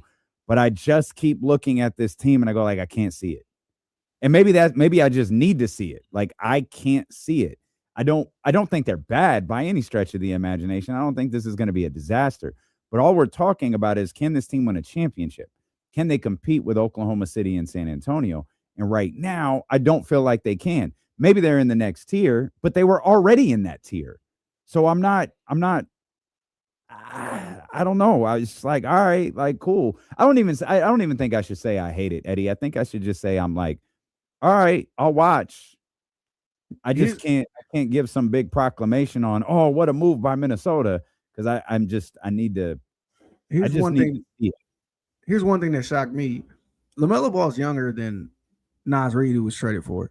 He's also younger than Anthony Edwards, which kind of shocked me. They come from the same draft, obviously, but he's younger, almost a year younger than him. So I was like, whoa. This is a 25-year-old guy. Ideally, he should get better. My question mark, if I'm the Wolves, and there's a small one, and there's a humongous one. My little one is, I need to see him guard. I need to know he can guard on a team that, like, we have Anthony Edwards guards. Now, he might not guard every possession. I'm not going to call him all day. But, like, when it comes down to it, Ant guards. He cares about that. Jaden McDaniels is one of the best perimeter defenders in the league. He might be the best. He's up there. Obviously, you have Rudy Gobert and what comes with having him, and he makes everybody look better as well. LaMelo at 6'7", and at that position, he's going to have to guard. And we have not seen him do that in his career. So, like, maybe we call it, he wasn't in the best situation. Maybe now he's playing win basketball, and he will guard. We will see. The big one is we just got rid of the biggest disgruntled star. We're on the way to getting rid of the second biggest disgruntled star in the league. And by all accounts, that's happening soon with Jaylen Brown. Everybody's immediately turning to Minnesota and going, all right, what about him now? Everybody wants bigger and brighter things for Anthony Edwards. And I don't know that Ant is disgruntled. He seems to love his guys. He seems to love Minnesota. Everybody loves the team when they're there until it's time. But kind of what you said, like at some point, the expiration date starts with the organization and the team. He can't go through a whole reset there. This is one of the best 10 players in the world. And he's young, and like we're about to have to pay him again soon, an exorbitant amount of money. At some point, it's like, all right, he has to sit around and go, I need to be in a winning situation where we can actually win. And the Spurs are only going to get better. The Thunder aren't necessarily going anywhere, and the East is continuing to build. I'm looking at Detroit like, ooh, they're 1 or 2 pieces away from really challenging. Like, there's a lot happening, and obviously you got the world champs. if what you're saying is true, and you might like, I don't disagree. Like, I think there's a tier of teams that can win titles, and then I think there's a tier of teams that if things happen, then I can win a title or at least be in June, and I'd probably put Minnesota there. Mm-hmm. But if the gap gets further and further, yeah, Anthony Edwards is gonna look around and go, maybe I need to be in LA. Maybe I need to be in Miami. Maybe I need to be here, whatever. And so because of that and the pressure that comes with that, you have to do something. You can't just run it back. And I'm looking at teams that are running it back like, yo, what are y'all doing? I look at, Phoenix, and not to rag on Phoenix because they had a great season, and I think they're extremely happy with where they're headed. But they're just running it back. A team that lost a playing game and then got swept in round 1. And won one quarter in that whole series. Let's just run it back. I'm like, huh? And so I'm looking at other teams around the league doing the same thing. And that's why I salute Minnesota, but they also have to. They have no choice. They got to take a swing and they got to do something. Is that the right swing? I don't know. Is that the best swing of what's available? I think for what you gave up and what your other options were, yeah, I think the LaMelo trade is better for your team than necessarily the Jaylen Brown trade, who's probably one more pick and then obviously another massive contract. So I hear you. I think they're trying to make the best out of a pretty good situation. But this could fail miserably, and you might give up the number 2 overall pick in a couple years and be like, damn. And those swaps, and I know everybody's writing off swaps. Swaps are no big deal. Those swaps matter. And, it just has to go wrong 1 year. And you hand a playoff team a great pick. They don't have their picks, control over their picks for like 6 years now. So they're in a spot where we have to win. And the crazy part is teams that don't have picks, they usually don't work out. Even the Knicks, who just gave up a bunch of picks for a guy who ended up mattering for them in the playoffs, still have some of their picks. There are some ways to improve their team without paying a bunch of money for free agents. Yeah. No, I agree with everything that both of you guys said when it comes to the Timberwolves. Like, yeah, it might not get you for sure in that same category as the NBA champs or the true contenders, but you're looking at, potential the second best player your franchise has ever seen, potentially the best player your franchise has ever seen. No disrespect to KG. And you can't wait around for the perfect moment or the perfect deal, because you wait around too long and he's going to be on his way out of there. So you take a shot with a guy like LaMelo Ball, who is a potential generational talent, to pair up with Anthony Edwards, and you see what it is. Yesterday, Dame asked me, is there a championship window? Is it closed or is it still open? And I said, it's probably about where it was. I just think it's on a different house, if that makes any sense. Like, but it's different. And I think this window, I don't know how this analogy works, but the ceiling is higher. Like, you can reach higher heights. You are beating the hell out of this analogy, right? It's a little window here, and now you got one of those floor to ceiling windows. I understood exactly what you said yesterday. Now we move. Now we got cathedral ceilings. We got the ceiling is the roof. Yes, it is. With it LaMelo always is. And Edwards. If is. it does work out with these two, yeah, that's dynamic, man. Let me say something before we move on too. Don't get it twisted. You know where we going. Don't get it twisted. Anthony Edwards is that dude. Like, Anthony Edwards is best player alive ceiling, and he's only 24. Turns 25 in a few weeks here. He is that great. And so he's going to get better. He's gotten better throughout his career already. He's only going to get better. So you absolutely shoot for the stars there, and you absolutely do everything you can to keep him where he's at. And this isn't the same old Timberwolves that kind of dogged out KG and all that. This is new ownership. They're obviously a very aggressive team. You got to do what you got to do. But I just want to double down on that. Like, Anthony Edwards is incredible. And like, if I was a betting man, and I'm not, like, he's one of like 3 guys gonna lead the league in scoring next year. And I dare say he's the favorite now with the way this team is being set up. You get Julius Randle out of there, the guy who's more willing to pass, like LaMelo Ball. You have a scenario where this is a 30, 35 point scorer. He's incredible. You have to do everything you can to maximize that. So I salute it for that. You cannot let that guy walk out of your building. You can't. We need him to play for us for 15, 20 years until he's done because he's that great. So I'm waiting to see it. I'm enjoying it. I've seen some of the funny nicknames. I'm laughing my ass off at them. They're not appropriate for the radio, but they're very funny. And I can't wait to see it. And don't sleep on Aya. Like he's pretty good. Jaden McDaniels could make a leap. Like this could be a really good team. But it could also just be the same team with different clothes. And when you got the Spurs lurking, I think everybody's picking the Spurs to win the title next year. At least go back. You don't really got time and room to slip up. You got to keep getting better because they're going to keep getting better. All right, man. Eddie Gonzalez with us here on Dealing with KC. Don't play with us. Jesse is over here going through it. Where's Jaylen Brown going? My man hasn't slept in days. He's just trying to He's keep on edge. He's trying to keep the championship window open. Like where is Jaylen Brown going to play? All right, man. If the price tag is what Sham said it was today, which is obviously $58 million in salary and 4 first-round picks, the dynasty might start after Jaylen Brown. So don't you worry. If they go find that somewhere, it might start after him. I think this is a situation where, again, they held it tight to their vest as long as they could, but they were in on Giannis the entire time, and the Giannis deal always had to start with Jaylen Brown.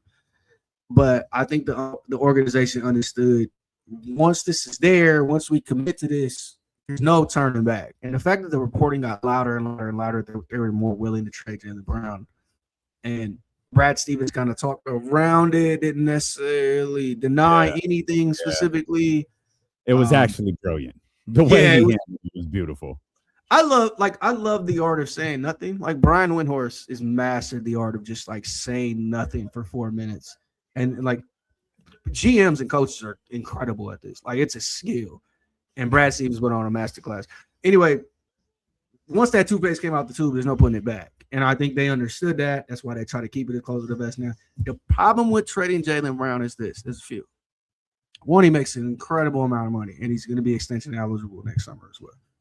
2, he's not necessarily as good as everybody else who makes that exorbitant amount of money. His contract is exactly the exact same as Karl Anthony Towns. I guess. Like we could debate it, but like I guess, and Karl Anthony Towns is not getting traded, so that's the problem.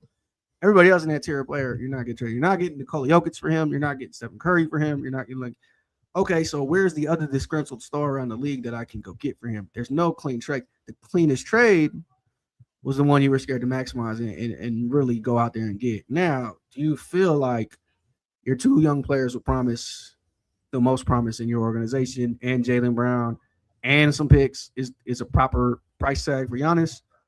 I mean, clearly they didn't, but that's what it was going to cost, and the Heat had to put in everything, and that's the impasse you walked into.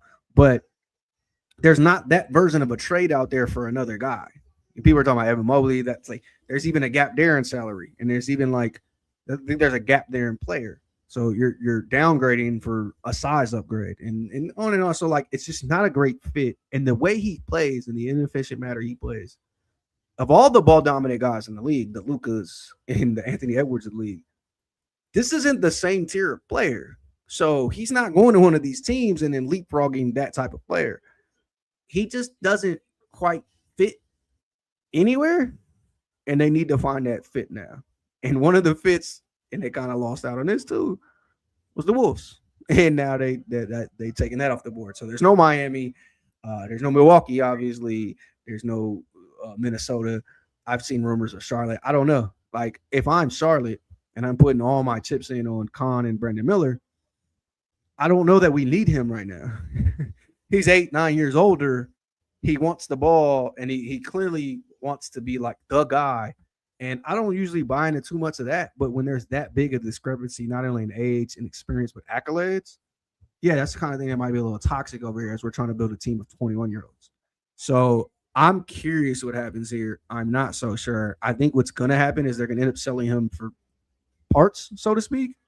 We're gonna get 3-4 really good role players here, and maybe a couple picks, and then we just gotta build from there. They picked the wrong year, maybe, to do this. Like maybe last year they sneak out and they get Giannis or somebody, and they picked the wrong year to do this, and Miami went all in and leapfrogged them. So I don't know. I don't know that this is something you can rectify. When you ask around the league, it doesn't sound like it's something you can rectify. And we know Jaylen Brown. I'm actually surprised he hasn't told us on a stream by now. It's something you can't rectify. So this is where you land. Real quick before we slide out. What It's happens? crazy we ain't talk about Giannis. I know. We talked about Giannis for the last year. Matter of fact, let's go there because I can ask this one another time. I looked at that Miami, the graphic of the starting five and all this other stuff. And before I saw that, I was like, Miami ain't going to be left with nothing. That's going to be tough. And then I saw the starting five and I said, Davion, Wiggins, I forgot he was there. Bam, Norm Powell, or maybe they get somebody else. Or maybe it's not as bare as I thought. What do you think about Giannis in Miami? Man, we could put me out there next to four of them dudes, and it's gonna be tough to score on that team. That's what I look at when I see that team. I'm not the biggest Giannis fan. Like anybody who follows me knows that. But what I will say is he is a destructive defender. And you put him next to Bam, who is a destructive defender. And you put him next to Davion, who is a destructive defender. And Andrew Wiggins, if you end up finding another, like that team is going to be hell to score on night in, night out. Now, do they need to find some shooting? Of course. And is it going to be a rock fight most nights? Of course. But you know what you take to a rock fight? A Giannis, a try-hard who will be physical, who will fly all over the place, who will throw rocks. So are they going to win the East? I don't know. I mean, a lot of people I think are talking themselves out of them because of the shooting, and we maximize shooting so much in this league. But I think bar none, they have the best coach in the league. And you give Eric Spoelstra that many defenders, he going to figure out a way to win 50 games, 55 games, and you see that in a series, it's going to be tough. And if we've seen one thing in the playoffs each and every year, those defensive physical teams, they win playoff games. So I'm not betting against that team. I want to see how they're complete before I say, oh, they're a top 14, they're this, they're that. But I'm looking at them as they are right now. I'm like, yo, the Cavs don't want to see them in the playoffs. What are they going to do with them? Like, what? And a couple of other teams like the Orlando Magic, what are they going to do with them? So I think higher on them than a lot of teams. Also, Giannis has a lot to prove. The one question mark is they got to be healthy. And this is a couple guys who have just had issues with injury. And Giannis, the leg issues start piling up, then you got to get concerned. So they have to be healthy. They need to add some shooting, but I think this is a great start, and they got time to build this summer to put some guys around them. If I'm them, I'm kicking myself because, how did we let Isaiah Joe just sneak out into the conference? Yeah. And Isaiah Joe isn't like this great player, but man, he's a knockdown shooter at a position where they need it. Yeah, and I said it today, like, how the hell did the Rockets not go get him? But there are those type of players around the league, and they're going to need to find a couple to fill out that roster. And I think they got some room. I mean, I see Klay Thompson. You need to buy a high on some young guys and go from there. But I like the fit. I like the fit in Boston better for Giannis, but I like the fit, and we'll see what they do from here. Eddie, great stuff, man. I think we're off next Friday, so enjoy some time. Go celebrate America, and we'll I'm about to say, damn, man, y'all getting lazy on me, but yeah, I know it's that one holiday. What are y'all doing? Y'all do stuff. My kid, like, I got dogs, so it's like, yeah, I refuse to leave the house. I just stay home with the puppy, man, because it's a rough night for her. Jay Uso over Cody Rhodes. We rocking. Jesus Christ, man. They're doing that again. Yeah, that's what should have happened before. They tried to say my boy Jay is a mid Carter. You know what I'm saying? You gotta love Cody Rhodes, man. He get on the mic, he talk like a baby face, like a white meat baby face, and then he wins like a heel. Like, cheating refs and like all that, like. There's got to be some economic reason that they don't turn him, because it's like all of the clues are there. Bro, he had the ref cheat for him against the biggest heel in the company twice in the same match. I know he's Dusty Rhodes' son, and it's the Dusty finish, but dog, can he beat anybody? But Yeah, anyway, I like Night of Champions tomorrow morning, actually. Yeah, I'll read about the results over on the I'm about to website. say, check it out on Unlimited. Yeah. Still ain't got it. Still haven't. Still have not seen a single. If you didn't get it for WrestleMania, it just ain't happening. Man, back in my heyday, I'd have some links for you. I don't even know how to illegally stream anymore. Like, I'm like, I don't even know what to do no more. I'm like, man, he's I got her. I don't. I'm gonna see the highlights on Twitter. Right, got him. He got them all. He got him. Yeah. He got him. Shout out Dana. He did it. He did it. Eddie, we appreciate you. Thank you, Brody. Appreciate you guys. That's a man right there. Eddie Gonzalez. And there's a lot. I can't believe after goddamn 16 months, Giannis finally gets traded, and we just throw it in the final 2 minutes. We didn't just moved on. It felt like Jalen was a little bit more pressing. I want to talk more about Jalen. I want to get back to Giannis. There have been some crazy. The Ramona Shelburne article wasn't crazy. The Milwaukee one was. The Milwaukee Sports Journal article was nuts. We'll dive into all of that. Plus, what Skip Bayless is to LeBron James, Kenny Caraway is to De'Aaron Fox. Oh, well, Find out why. Next, here on Sacramento Sports Leader, ESPN 1320. The great part is I have no clue what Kenny's going to say. I'm just going by the note that he put in. No clue. Could be totally rational.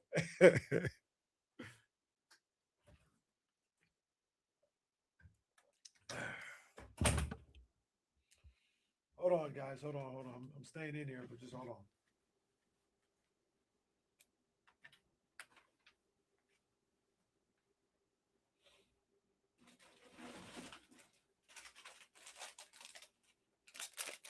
But it ain't easy.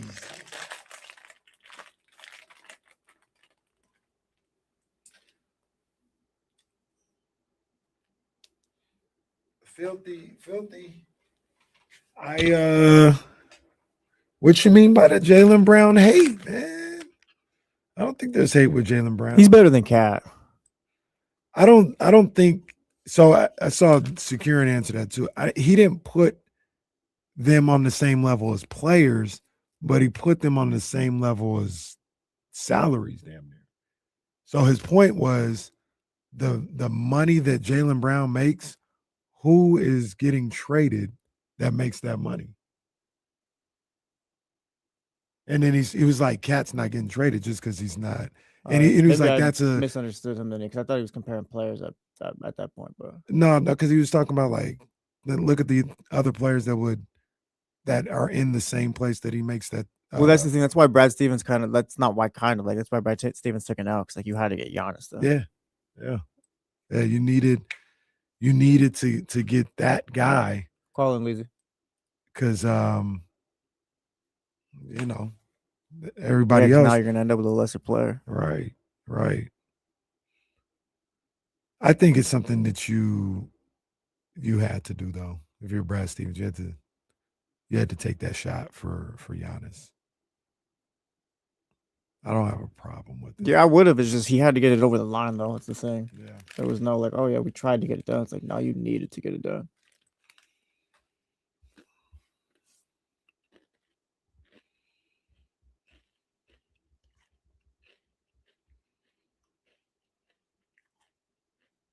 How about gross, Soren? How about yuck? All these options suck. I'm just stuck on hopefully you get a good young player in draft picks now. Secure, and I've seen this, but I don't know if this is like how true it actually is or what was actually offered, what wasn't. Jamal Murray pretty good, man. He all-star, man. Like that'd be tough for me if Brad Stevens said, like, yeah, we're not gonna give you Hugo Gonzalez and Baylor Shireman for Giannis. I do think that the Hugo's really good. He's gonna be good, but the report that Jimmy Haslam didn't want to deal with any drama, I think that carries a lot of weight. About Jalen only been there for like a year or something like that, I think. Yeah, I saw that. Especially after, that's what we were at the draft party actually when we talked about that, but they're saying after what he went through, what he's going through with Giannis and what he went through with Myles Garrett, he didn't want to go through that with another player. And that's why he leaned towards the Heat deal. And I think that carried a little weight. Well, and if you think Kelly Ware is going to be like an all-star at some point, then that's the deal.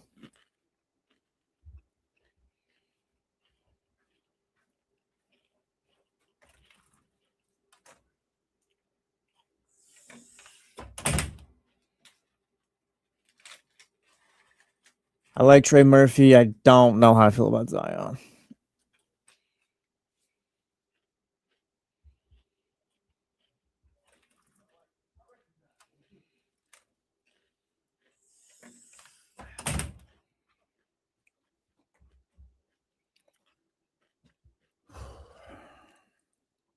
Scout, it was deserved. I have no problem with her being suspended a game. Flagrant 2. After review. I didn't ask you this the other day. It might have happened when you weren't here. Did you see Don Tolliver added go to 1? I did not see that. Yeah, that's our thing next week. So what's that, like next week? Or is it at the back end of the tour? It's because he's in August 4th. Oh, okay. Because he's in Oakland tomorrow. I think. Isn't that July 27th? I thought it was June 27th, but it could be July. Maybe it is.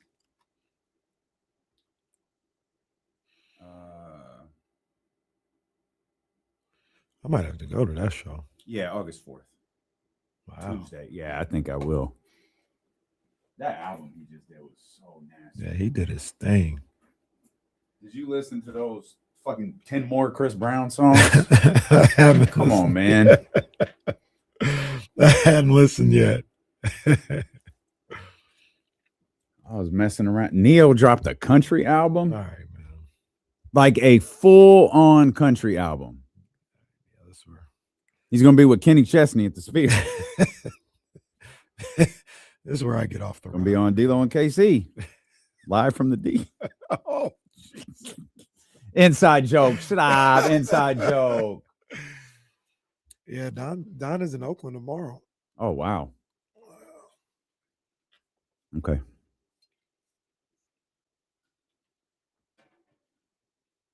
Bourbon and basketball coming to the Humidor inside Sky River Casino next Thursday night. You can win your way in to this amazing event that we got going on by texting the word GLASS, GLASS. Text the word GLASS to 916-909-1320 for your chance to win your place inside. It's super exclusive. I think it's going to be like 10 winners, no plus ones. Steelo and KC. Lazy going to be there. He's going to have the camera. It's going to be hopefully a series that we're going to launch on social media. Not all content is going to make the video. So we're going to have some bourbon. We're going to have some cigars. Probably some real good stories are going to be told after the first glass or two. Oh, yeah. Come hang out. Yeah, come hang out. I'm anxious to see what Kenny's going to say because he's been teasing this for a couple weeks. Boy got stuff to say. Things will be said. Again, that's all I can say. Things will be said. That's what happens at a round table. Things will be said. It's actually the slogan for bourbon and basketball. Didn't have anything else. Just things will be said. Oh, riveting. You guys got a spot for me? People. Jesse gonna leave the round table talking to TC. Well, he was right. Things were said. Wow, that's many words were uttered in this moment. Text the word GLASS to 916-909-1320. Speaking of my man, Leezy Scorsese. Hey, Leezy, what's happening, baby? Yo, what's up? D-Lo, Casey, what's popping, guys? What's good, man? How you doing, Leezy? Hey, man, ain't nothing but a gangster party. Getting ready for a concert in the park tonight. You know, gonna be out there working. Shout out to Abe and the whole crew. We about to put in some work. Oh, that's what Joe was talking about. He kept saying pop-up. I didn't know what he was referring to. So do people know who's there tonight, or is it a secret? You know, details to come. Yeah, I don't like. That's the best way to play it. Yeah, I wasn't because he was like, oh yeah, and he said the person. And I was like, I don't know, sounds exciting. I know it's a 98 Rock thing. Yeah, but he was like, yeah, they're doing the pop up. I was like, well, where's that? He was like, at the park, at the formerly known Yeah, as. the downtown park. I was like, oh, okay, cool. I didn't register. It's actually the last Concerts in the Park event. I thought the pop-up was the band. The Well, name of the band. Well, I don't know. Save that one. I don't know. Go ahead, Leezy. We just messed up. Leezy said one thing. I'm trying to get ready for work, and you two jackasses. Sorry, Leezy. Go ahead, man. It's okay. Hey, we gonna rock out tonight. It's good, man. Okay, it's always not good a time secret. downtown. It's because it's in the chat. It's Everlast. I don't know Oh. what Everlast is, but it seems to be pretty Once pretty exciting. again, I thought the band's name was the pop-up. No. All right, man. Hey, D-Lo, you see how smart about it, man. I was just like, hey. Nah, you like, did the like, right "Ah, thing. you feel me?" You did the right thing. You did the right thing. Yes, sir. Hey, D-Lo, Casey, man, guys, I had to call in, man. I know I'm normally HAL, but, man, I'm kind of upset today, man. Uh-oh. I had to talk to you guys about it. Man, I'm tired of all the LaMelo Ball slander. I understand, like, we're in a day and age. Hey, Casey, you know what? Casey, I'm still one of your lines. We got too many people worried about the resort. We got too many basketball nerds out here. Like, LaMelo's averaged 20-7 last year. I don't know why so many people are against his trade. The Wolves needed another star to help out Ant. This is an upgrade over Mike Conley, who's 38 years old. I understand LaMelo does a lot of crazy stuff off the court, but on the court, he can still help a team. And I think the Timberwolves have a good defensive unit around him with Gobert and McDaniels. So I don't know why people hate this so much. And I'm just bringing this up like full circle because we just drafted a guy in Acuff who everyone's worried about with defense. But it's like, hey, man, you just got to build the right team around these types of guys, you know? Yeah, for sure. The thing with LaMelo, first of all, LaMelo doesn't really do crazy stuff off the floor. He had that stupid car accident the other day. He talks stupid. He drives crazy. But like real talk, have you seen the compilation? There's of him a speeding highlight out reel, of the arena. Like he did that. They got it on camera 10 times. Like, let alone how many times. okay, the brother can't drive. Well, yeah, that's it. He's not a great driver. He's out here living his Fast and Furious Red light, fantasy. green light, it's all the same to him. Yeah. Right. Well, Like he be speeding out of the arena. It's I'm a big LaMelo fan. I'm like, bro, that's not a good look. Yeah. Ironically, when he got in a car accident, it wasn't that. It wasn't that bad. No, like it was. It That was just like literally, a regular. the car video accident. literally looks like you can't see him, but the car, it looks like he's texting on his phone, doesn't pay attention, and Yeah. the car swerves and hits someone. If Or drifts, I what should say. if those other incidents hadn't been out there, the car accident wouldn't even be brought up. But it's because Oh, he had sure, been doing sure. this for like 2-3 years Mhm. that people like, yeah, it's about time you got in a car accident. You've been driving crazy. And we'll combine that too with he talks stupid. It feels like there's one thing like that I think media, particularly national media, hates, and it's immaturity. Mm. And he comes across as extremely immature. And when you're talking about like you probably can, or maybe you can't. You name an immature player of like his caliber who won a championship. Like, because that's what we're talking about now. We're talking about winning a championship. Like, they're trying to put him with Anthony Edwards to win a championship. Mm-hmm. And yeah, like people love to be like hypercritical. I'm not nearly as big of a LaMelo fan as you are, but I recognize the game. Like he is nasty. I'm just I have no issue with LaMelo Ball or his game. I'm just struggling to see all of this come together. Mm-hmm. That's all. Yeah. And again, I'll keep saying this. They couldn't keep doing what they were doing. So you have to try something different. Even if the different gets you to the same place you were at, you had to try it because where you were was not going to get you anywhere. Yeah. So I'm okay with it. I just want to see it. Like, I don't feel the need to make some big grand proclamation about this is great or this sucks. It's like, oh, I'm going to watch. This is interesting. Mm-hmm. I want to see it. The other issue that I understand people having with LaMelo and the question marks is his play is erratic. Number one, like he does some wild stuff on the court sometimes, like immature basketball on the court, whether it's a shot selection or for all the fantastic passes he makes, there's turnovers for just being reckless with the rock. Then you got the aspect of his game where can he even stay on the floor? Yeah. And that and you combine those two things with what they gave up to get him. Mm-hmm. And I completely understand people like, I don't know about this trade. I would have made it. I said last summer. I would have too, for the record. Mhm. I said last summer, I'd bring him to Sac. But even when we were talking about it then, I was like, man, I'm aware that there's risk involved. Mhm. There are absolutely risk involved and a gamble element to bringing in LaMelo Ball. So I get it. I completely get it. Anybody that isn't sure about this trade for Minnesota. Yeah, it's and Leezy is definitely a big LaMelo Ball fan. Not as big as he is a Jalen Hurts fan, but he's still a big LaMelo fan. Jalen Hurts, he ain't ready to fight nobody yet. Like, he'll fight somebody over Jalen Hurts. Have we checked the temperature on? Oh, Leezy, call back. Have we checked the temperature on Leezy's Heat fandom? I don't think Somebody asked the other day in the chat. Yeah, Okay. And he acted like he didn't see it, right, Jesse? Well, no, I think he's still anti Pat Riley. I don't think he's with the Heat. I think he stood 10 toes. Why was he anti Pat Riley? Because he took LeBron's cookies? Wait, hold on. Leezy, you're here. Go up. You're on the air. Leezy, where are we at with your Heat fandom? We are far from Miami. I don't care what Watch Riley does. I don't care if they get Giannis, LeBron. I don't care who they get. I ain't worried about the Heat. I moved on. Okay. So you're still a free agent? I'm a free agent. I'm just a fan of the game. Hey, KC, you know my guys. I got LaMelo. He's my guy. I'm happy for him in Minnesota. I've always been a big Cali guy. Those are my two guys right now. Jimmy, I don't know what's going to happen with Jimmy, so I can't even really worry about it. But, those are my guys. Oh, you notice he didn't say Acuff. Wow. Acuff? Okay. Oh, wait. Okay. I'm excited about Acuff. I think, he's going to sell some tickets. I'm going to be at some games. I'm going to be out there with the camera ready to watch. So I'm going to go to the California Classic. There you go. There we go. There you go. We're going to be there. That's the 2:00 game, by the way. I don't know if you caught that. Yeah. 12 and 2 for the first. The not, only time you got evening is on Monday. Sunday's 12 and 2 too, as well.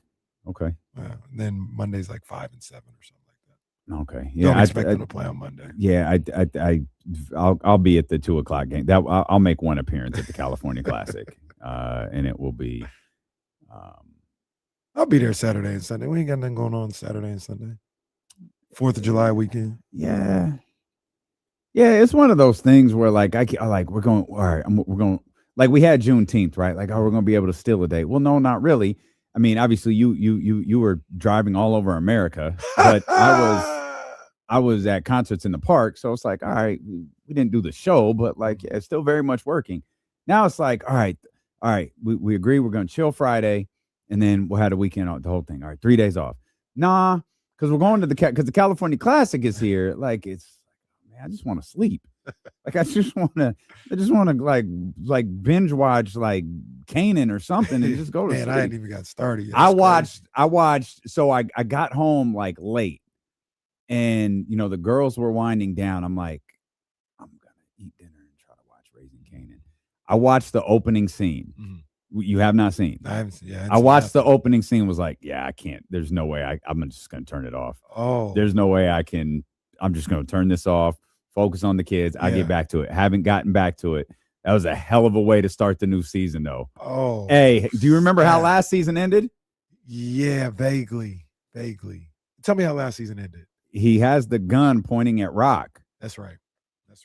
But there's a nod. There's kind of an insinuation that someone's there. Yeah. Okay. Yeah. So that's where it picks up. And so I watched that scene. And then the 50 Cent song starts playing. I was like, I'll get back to this. I'm going to get back to this. Can't do it right now. Also, maybe tomorrow. Also, I'm going to be pissed when the episode ends and I don't have another episode to watch. So now you stagger them, a couple weeks? Now, now I don't get to, if I have an opportunity today or tomorrow, I'm going to watch because I don't have a lot of me TV time. Mm-hmm. So, because I can't do what you do, I can't stay up till midnight to watch TV. Yeah. Or any I don't need. I'd rather just go to bed than have alone time at midnight. I just want to go to sleep. Rough couple of weeks. What you mean? I guess I'm starting to get old. I'll be having all these plans of oh yeah, man, when they get done, man, I'm gonna get on the show. You know what I'm saying? I'm gonna watch this. This is why you're batting 175. At 10:30 roll around. I'm tired, Oh, man. it's music to I'm my ears. tired, to That's hear how bro. it it. starts. Oh yeah. boy, getting old. Just wait till you're falling asleep at 9:30 like me. Yeah, yeah. There you 10:30, go. I'll be getting hit like Hey, a ton of you know bricks. what? with Get the ready for guest Sandman. appearances from Casey on the jump. He'll be awake. I still KC, don't go to gonna bed start- before midnight, but I'm starting to get tired. I feel tired at Kenny like gonna 10:30. start getting up at 4:30, 5 o'clock. Kenny and dinner at 4 o'clock now, right during the show. Hold on, guys. Got to get ready for dinner. supper. KC, hey, D, is it cool if I leave early? We'll get to the early bird special at Sizzler. Get that supper. Get that supper. Yeah, man. Supper for That's the that's kids. one of the reasons why I ain't watched it, man. I ain't really made it past 12:30 lately. Yeah. You guys ever had supper? I Ah, don't know if I've ever. No. Yeah, that's, supper. that's yeah. something in TV shows. I'm gonna be Yeah, honest, man, I'm I'm just a- getting some chips, bro. What we doing? I'm gonna feel like that's something my grandparents served. Like That's something you get if you're watching the Dick Van Dyke Show. Yeah, that's a term I just heard on TV. supper. Watching what's the Leave it to Beaver. Waltons. Yeah, Waltons. What is supper? That's just like dinner, right? It's like dinner at like 4. Okay. Wwait, is that true? That's what I don't know. always took it as. I No, don't know if it's that's an literally what evening it is. meal. That's what it Man, says. they be talking supper. It like says- the sun's still out in the fall. Yeah, meal eaten in the Supper. evening. Supper refers to an evening meal. That's what it says. It's just a different word for dinner. When do we hit that switch? We're like, nah, we're calling it dinner now. Supper When- feels like just some 1800s type of I'm stuff. telling you, yeah. I'm glad we did. Yeah. I don't even like what I look like talking about supper. You Yeah, wanna I'll go to tell- supper? I'm gonna tell you exactly what you look like if you start talking about supper. I'm gonna tell you exactly. Hey, babe, you want to go to supper? Can I The take you to word- supper? the no, word- I'll take What you to restaurant is dinner. that? This is according to artificial intelligence. The word supper is deeply tied to the word soup, reflecting its origins as a light liquid-based evening. So now people just didn't know how to talk, and that's what it turned into. They couldn't say soup. Yeah. So now Just that's ask me just if I what it want some is. soup for dinner. I'm gonna be honest. Supper sounds racist. There's today's show title. I don't know what it is, but there is something about the word supper that sounds frustratingly racist. I'm just trying to find the origins of it. Yeah, man, no, it's supper. Yeah, get that out of the lexicon. Well, I think it is. It is. You're right. I think You're right. it is I very might have much just made out us of the return return this today. conversation. You were talking about the Mary Tyler Moore show or Dick Van Dyke or whatever it was, and somehow supper came up I like the Barry because you're Tyler Moore show. old. Yeah, no, that's how it came up because he's Yeah, old. he's and then- old. Yeah, supper is just an old term, I guess. Just sitting around. Hey, sitting around watching. Guys, have you seen Andy Griffith? Do, do, do, do, I was gonna say, can do, do. he go come in whistling the theme to Andy Griffith? I Talking can't. about, guys, I just binge watched Andy Griffith. I'm on the Matlock now. I'm telling you, it's a shoot though. Dick Van Dyke show. I used to like that show. It used to come on right after like the first show of Nick at Night. So that's why I'd always watch it. And it was See, that feels It's a like good a show. classic. It doesn't feel like an old person show. Matlock feels like an old person show. Murder She Wrote. Murder She Wrote is absolutely. What you know about an In the old Heat of the Night? person. What you know about that? Oh yeah, Yeah, man.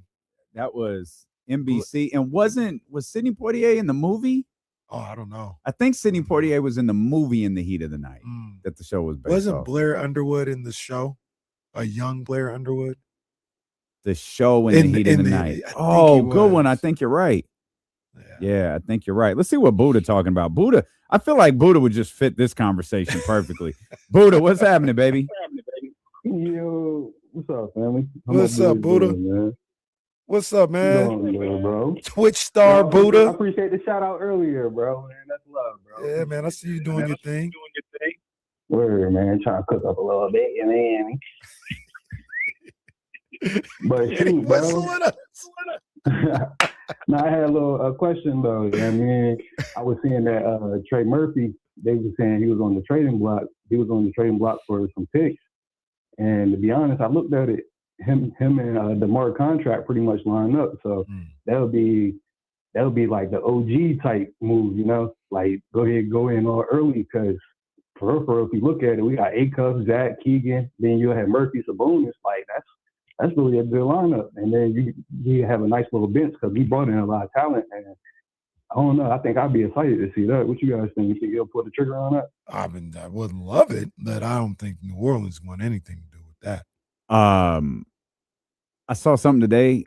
Oh, did I see this? 3 first-round picks? Yeah, with the Kings, are the Kings in a position to give that up for Trey Murphy? I guess. Nah. Like Trey Murphy's a great player, but like that'd be kind of all right. We gave up 3 first-round picks. Like, not that this is it, but yeah.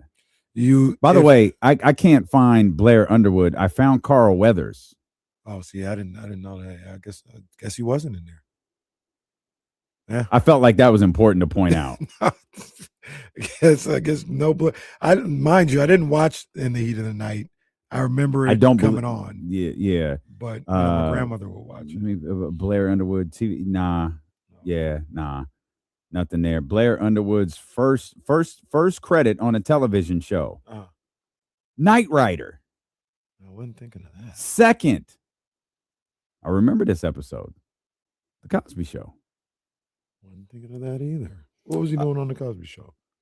He was Denise's friend. First movie credit, Crush Groove. This is crazy. Blair Underwood was in Crush Groove in 1985. Didn't do another movie for 7 years. Wow. And I've got a lot of questions about his second role in 1992. He played Jesus.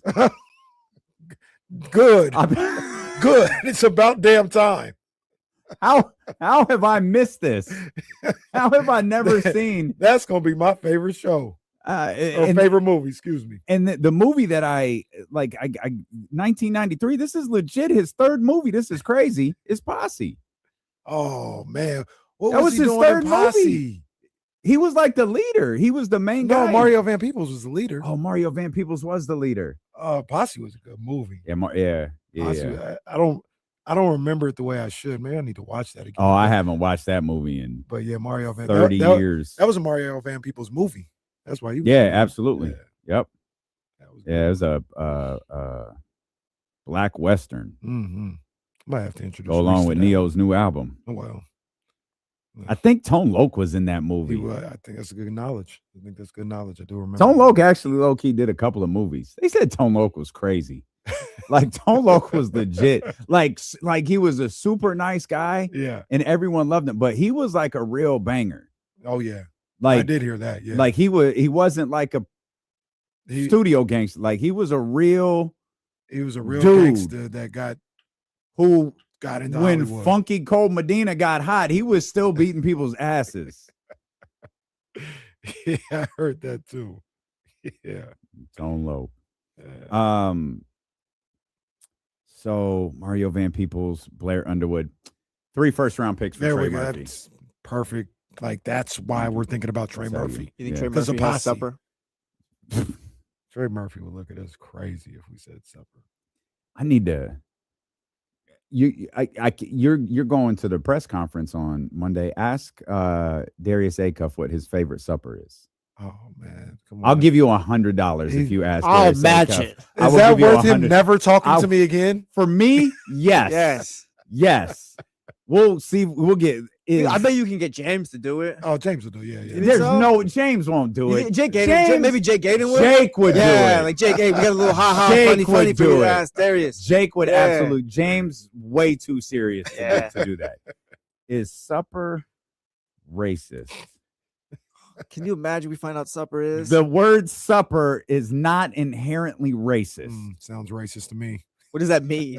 What is your definition of inherently?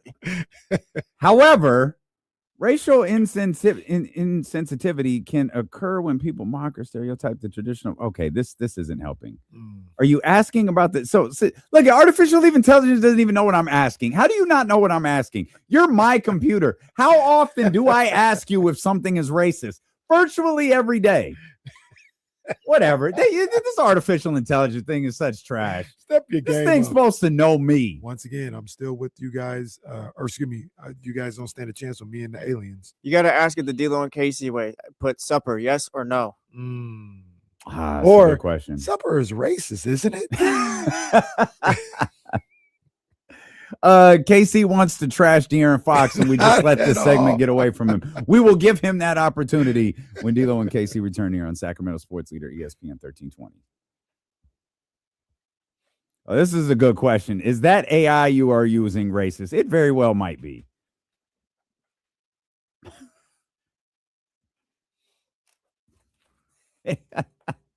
That's funny, Chris. That is very funny.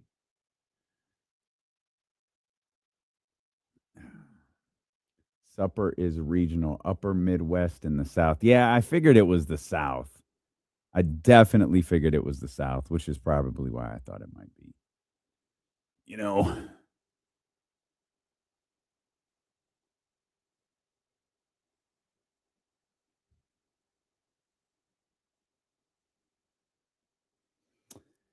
Oh, man. By the way, hold on. It looks like Thursday night in Vegas. That is the marquee night this year with Kings are playing that night. Let's see, where are we? Thomas and Mack. We've got AJ and Darren Peterson. Then we got Acuff and Wagler at 8. What's the first Thomas and Mack game? Golden State at Dallas. Nah. Let's see. Friday night. Do you guys know when the Conor McGregor fight is? I assume it's Saturday, right?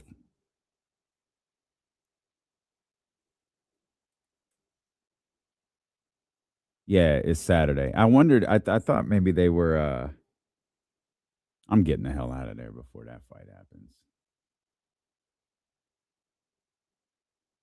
All right, let's see. Thomas and Mack, Oklahoma City and LA. Chicago and Memphis. Oh, we're going to be on the air. I think I'm skipping Friday night. I'm just going to go Thursday. Gonna go Thursday. All right, let's see. Thursday.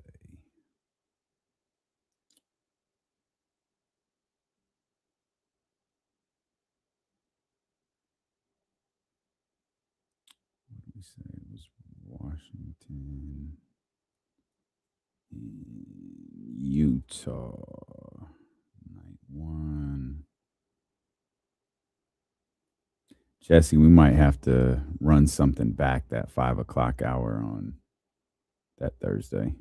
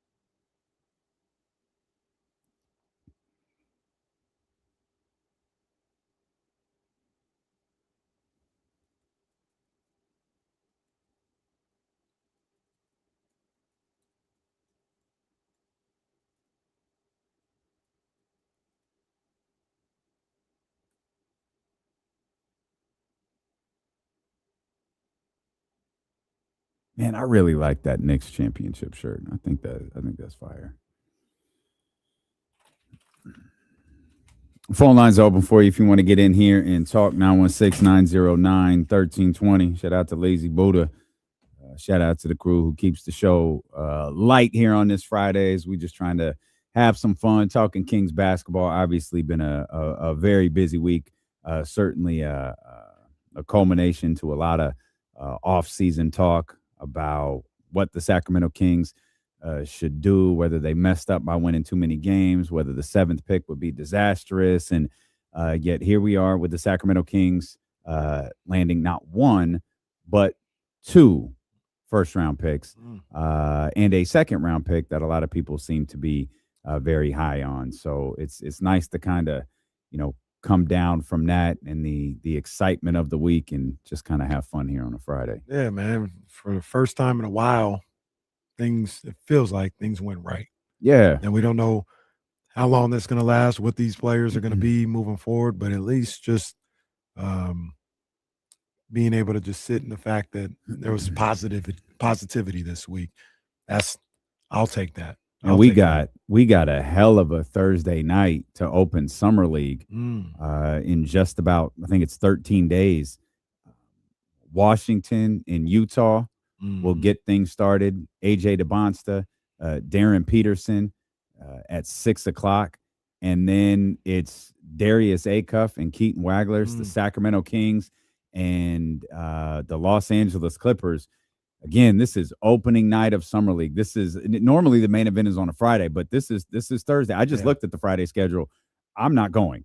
I'm going on Thursday. And only Thursday. This is the main event, and the Sacramento Kings and Darius Acuff are involved. All the Kings games, I believe, are at Thomas and Mack too. So Correct. They're not messing around. They're putting the Kings and Darius Acuff in the big gym.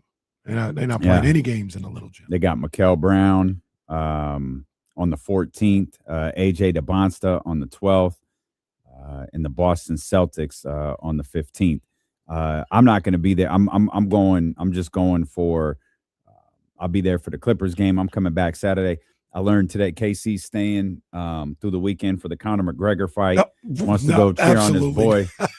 I don't know. I thought that's what the email said. The email said something about Conor McGregor. Don't worry, Kenny, we got you. Yeah, that ain't got nothing to do with me. That ain't got nothing to do with me. I don't know. If you see Kenny walking Conor McGregor to the octagon, I'll trip him. Trip him on the way to the when was the last time he had a fight? It's been a long time. I think the last time he had a fight was when he broke his ankle. So that was probably that before 5 years ago. That had to have been after Floyd then, right? Yeah. It was after Floyd. I couldn't remember if he ever came back or not. Let me check on my UFC knowledge. Dustin Poirier. I think that's who he fought. Gary, okay. Jesse's not here to confirm, but that's when he broke his ankle. Oh, bum. Well, it tells me when his last fight was scheduled. Oh, there it is. Conor McGregor's last fight. You got the name right. It was 2021. It's when he was sitting up there on the side of the cage looking like a jackass. Talking with crazy. With his leg in 2 pieces. Talking crazy. You lucky I don't come kick you in the face the way you're talking. What you going to do? He was talking crazy. Joe Rogan, idiot. Get the microphone out of his face. Goodness gracious. Okay, I've had some fun with this because I don't actually. So anytime Kenny and I are working on something that we just kind of want to be reactionary, Kenny would just put he'll put hey, I got something on De'Aaron and Acuff or a hot take or something like that. But that's it. So I don't know what it is. So I said he is Skip Bayless to LeBron James, Kenny Caraway to De'Aaron Fox. You've got some thoughts on De'Aaron Fox? Or maybe more specifically, Darius Acuff. Darius Acuff. See, that's what the media does. They make it about somebody else when it's really about Darius Acuff. It's the media, man. It's the media. You got a credential? No, it hasn't been approved yet. That's a good point. That's a good point. What if after all of this, the NBA goes like, nah. We watch you guys. Yeah, you guys mention OJ too much. Yeah. or guys, you could come to Summer League, but I'm going to need you to go 3 days without an OJ Simpson reference. Oh, just take mine now then. And it ain't happening. And for the love of God, can you not kill anyone off on your show? But some will look at this as De'Aaron catching a stray. That's all it will be a stray. It's not okay. It's not directed at him. But strays kill. The hot take that I have, I don't even think is that hot of a take. It's just a prediction. It's a spoiler. Oh. Darius Acuff will not take as long as De'Aaron Fox did to get the Kings to the playoffs. Now, the reason why De'Aaron Fox's name comes up is because he's the only one to get the Kings to the playoffs of these rookies post Greatest Show on Court era. So that's the only reason why his name comes up, because he's the one that actually did it. Tyreek didn't do it. DeMarcus didn't do it. So I can't compare it to them. Darius Acuff will not take as long to get to the playoffs as De'Aaron Fox. With the Sacramento Kings. Okay. Make that distinction. Did you have more, or was that just it? No, that's it, man. That's it. That's it.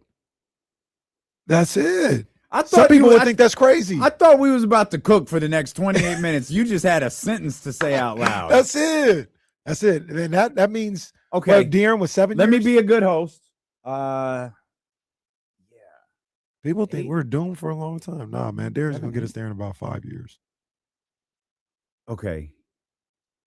Let me be a good host and not be mad at you. It was only a sentence in there. Yeah, like I thought you put it in the rundown. I thought hey, KC, we're gonna cook. No, KC just had something on his mind and wrote it down.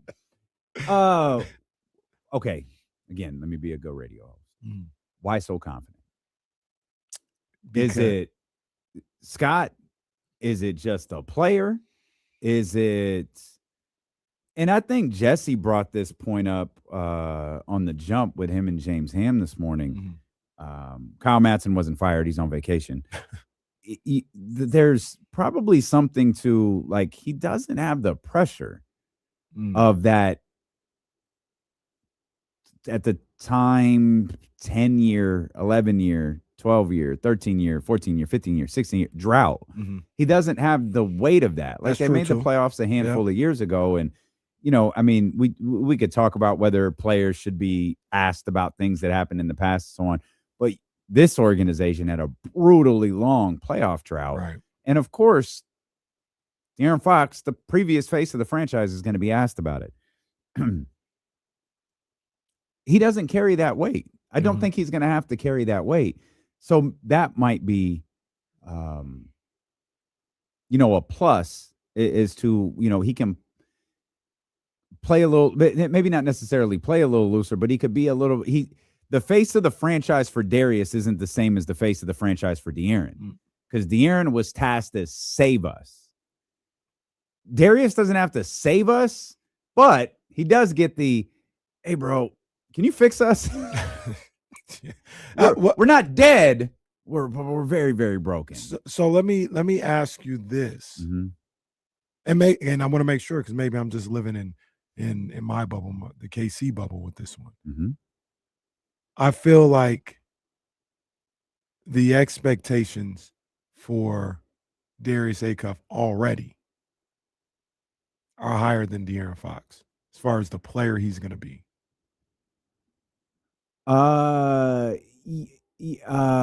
Yes, the comps are higher. Like from a national perspective. Yeah, I feel like the discussion around Darius is far different than De'Aaron. And De'Aaron was great. Like the conversation, like that draft pick was great. Yeah. This feels like Dame 2.0, like those types of things. This feels a little bit different. It seems that the NBA world has, like, I think we learned more about De'Aaron and perhaps adjusted our expectations on De'Aaron as his career went along. It's like, no, he's going to be good. Then it was like, oh, he could potentially be like really good. And then it was like, yo, this dude could be a star. With Darius, it feels like, yo, this dude could be a star. Like, that's the starting point. Like, he could be. Let's see what he looks like his first year. Let's see. He could be a star. And people are willing to say that right now. Yeah. I don't know that people were saying that about De'Aaron out the gate. They started to say it, and they started to say it pretty quickly. Just don't think they said it immediately. I even, I'm trying to think about this. I don't even know if it was a reflection of De'Aaron Fox, the player, when the Kings wouldn't make the playoffs. It was 6 years. I said 7. Skierna Bagley said 5. It was 6 years. It took him to make the playoffs. So Okay. we'll be in that. But during those 6 years, I don't ever think people looked at it as a reflection of De'Aaron Fox that they weren't making the playoffs. I think they looked at it as the Kings. Even here in Sacramento, they were looking at it as the Kings are messing this up and can't get things done. It wasn't De'Aaron Fox's fault.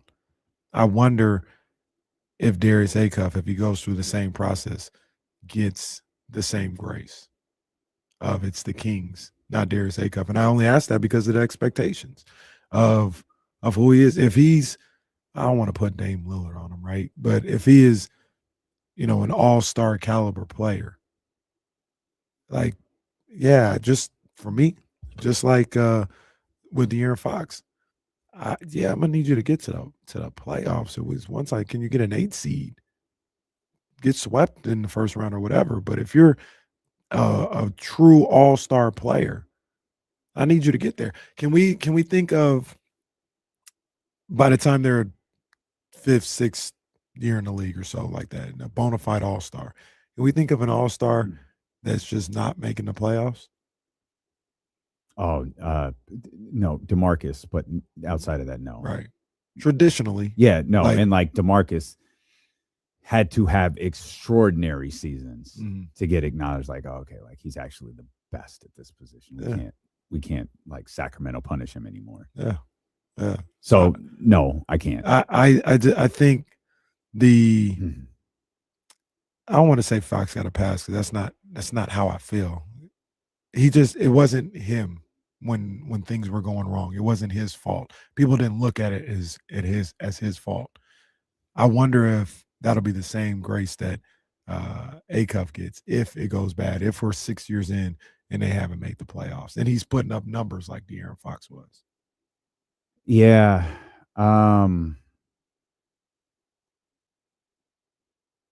Yeah, that's tough. I don't know. I hope we don't have to even experience that. Yeah, I hope not. I hope we don't even have to figure that out. I feel like the answer is no. It's not going to be Darius's fault unless he's just flat out bad. But in your scenario, he's putting up the numbers that De'Aaron did. Along the way with De'Aaron, like so many things go left, right? There's Vlade, or there's Jaeger, there's the everything that surrounded Dave Jaeger. Then there's Luke Walton. It's and then you've got Vivek hanging over all of this. So if it's Scott and just Scott Perry, and some of that other stuff doesn't exist, yeah, he could catch the heat. He could catch the heat. But it has to be like this organization is functioning and it's building and it's working, and Scott's not taking on bad contracts unless they have cap space and they're getting assets for it. Like it has to be normal NBA basketball moves that make sense. And if those are being made, yeah, he'll get looked at differently. De'Aaron never got those looks because he never had a normal functioning franchise behind him until Monty McNair and Mike Brown got here. And that lasted for like a season. And I think about that a lot because it did go bad so quickly. And I just wonder if everyone kind of sat there like, I think we got something. Let's just let this go. Come on, man. Let's go. Let's go. And then you get through it and it's like, okay, I wonder if Mike felt like, yo, I did it. And Monty felt like, or Monty and Wes felt like, yo, I did it. And it felt like they were never working together. Like it felt that's the wrong. It felt like there was never any synergy between them. And so it was everyone wanted credit for it. So when the next season was going to start, it was like, no, I want this. Well, you can't have it. All right. Chris Duarte starting. I'm sorry, Mike, what? What are you talking about? And then it's just like, it just becomes this thing where I think Mike is chasing his tail, trying to prove something to Monty McNair, while Monty McNair is going on broadcast at Summer League going, or wherever he was at, where he was like, oh, yeah, no, we want to get better defensively. We want to maintain our identity offensively. It's like, oh, my God, these guys are not on the same page. Right. And that was the start of year 2.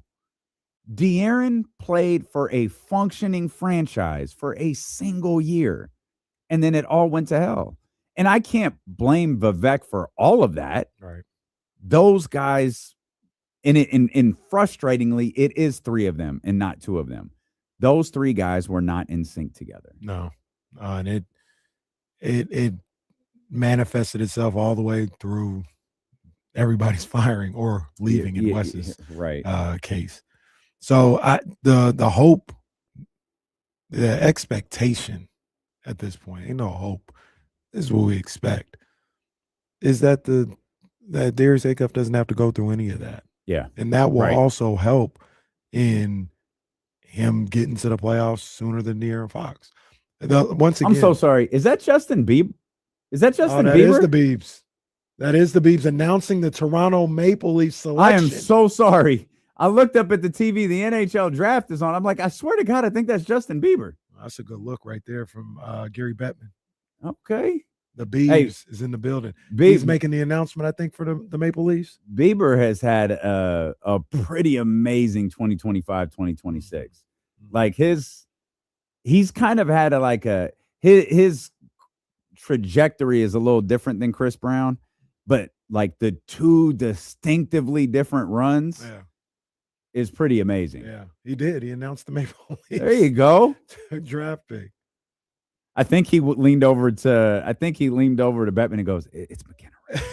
I think that's what he did. Right. I was like, he wanted. Well, I think he wanted to. I'm sure he's terrified. He didn't want to get the. You don't want to say the name wrong. Yeah. I'm so sorry. I completely distracted us. I was just completely thrown by seeing Justin Bieber at the NHL draft. I don't know if they have names, but I like Justin Bieber. Yeah. And so, like I said, the whole point of the exercise, and my guy Justin Bieber is going to help Darius Acuff make the playoffs. My guy Sakurin doesn't listen all the time. I mean this when I say it's not a knock on Fox. Fox's name comes up because he's the only one that made the playoffs. That's the only reason. Yeah, Boogie didn't make the playoffs. Tyreek didn't make the playoffs. Fox's name comes up not as an insult, but because he's the only one that made it. Sakurin in the chat, youtube.com/ESPN1320. Part of me believes he's just at home with his wife and goes, watch how many times I get them to acknowledge me. Like I heard Ham do it this morning. I was like, oh, Sakurin got him. God damn it. Sakurin got him. Sakurin's like a sniper with his comments. He was like, I'm gonna get him. Babe, watch. He's gonna see it. God, and they're like celebrating and high fiving. Like I told you. Let's go. They go to the whiteboard. His wife is hyping him up. Come on, baby. Let's get 4 today. Sakurin. Come on, baby. You only got 3. Step your game up. You weren't typing enough. You're sleeping on the couch. Sleeping on the couch till you get 4. But the reason why Fox's name comes up in this conversation is because he's the one that made the playoffs. That's it. Not because Fox is bad, not because it was Fox's fault, nothing like that. Well, I think the whole point was it wasn't Fox's fault. And the combination of the player that I think Acuff is going to be and the expectation that the organization will be ran differently than it was during the Fox era and in a more competent way will lead to Darius Acuff being the guy that gets him to the playoffs sooner than the De'Aaron Fox teams did. That's all it is. Once again, Fox is only mentioned because he's the only one that got it done. Yeah, and I think that's why so many Kings fans are a little bit on edge about what's next, what happens next, what's going to happen with Zach LaVine. We've got 3 days. The official date is 3 days. Sam was talking about it again. Wasn't quite as definitive as he was last time, but he did acknowledge, I don't hear any traction on teams willing to sign him to a contract. So I don't know. I mean, there's kind of a more open market all of a sudden. I think people are trying to figure out exactly what Charlotte's trying to accomplish. And as much as there was a Giannis Antetokounmpo domino, are we stuck on a Jaylen Brown domino? Kind of feels like Because it feels like we knew the market for Giannis. Yeah. We knew the two main participants, and Ramona Shelburne noted today, I think it was 4. I think the number was 4. There were 4 promising deals, lucrative deals that were presented to Milwaukee that they liked, that Giannis' team was like, no, we're not signing there. So do what you want. We're not signing there. Right. And obviously the assets you have to give up. Did they say that? I didn't read that article. Did they say the teams? No. Nope, absolutely did not. Yeah, I was very curious who they were, but it was kind of it was literally a single sentence of the article where she said, sources close to Milwaukee said there were 4, and I can't remember if the word was lucrative, but it's something like that they presented to Giannis that they were really intrigued by, and Giannis's team shot it down. We kind of talked about this on the draft party. But we were, getting ready for the draft, so we didn't really dive into it much. But we were talking about it during the break, and we were talking about how the Bucks not going with the Jaylen Brown deal. I don't think it's the end all be all, but the nugget about Jimmy Haslam not wanting to deal with another player wanting out, I think that played a pretty big role in him going with the Miami thing. Yeah, I think that's absolutely. Ramona expands on that a little bit, and if memory serves, I'll pull up the notes here during the commercial break. I think there was another team that felt the same way, but not with Giannis, with Jaylen. So that's the whole point that I was getting to, is we knew the market for Giannis. It was essentially the Celtics and the Heat, and everyone else had kind of been flushed out. I don't know what the market is for Jaylen. Yeah. Not in the sense of who wants him. I mean, who is putting together proposals to go land a player that makes almost $60 million a year? The complexities of that it's brutal. Right. So, like, who is truly in the market for that? And how many teams are like, all right, wait, just wait. We need to see what this looks like. And that's affecting the likes of Zach LaVine, Domantas Sabonis, like whatever, because that was absolutely the case with Giannis Antetokounmpo. There absolutely were conversations between Sacramento and Toronto. And Toronto said, we need to see how this Giannis thing shakes out. The second the Giannis thing shakes out, one of the first reports you hear is Miles Turner is likely on the market. The first team that was interested was the Toronto Raptors. The domino effect is very real. And I just wonder if it was like the Giannis domino fell, but the rest of the dominoes couldn't fall because he just landed on Jalen Brunson. And now Jalen Brunson is like, what? It's like Stonehenge. And they're just waiting like, well, what's the Jaylen Brown deal? The aliens put Jaylen Brown there. And then humans didn't. They're just waiting to because this deal is going to look very different. Who knows? Who knows? And if I'm another team, do I need to be waiting for that domino? Unless I know it's going to happen through talking to people, I know it's going to happen. I know that Jalen's getting traded. People are talking so definitively. Brian Windhorst especially. He is talking so definitively that Jaylen Brown is getting traded. Like, not question mark, exclamation point. And it's like, all right, there's enough there.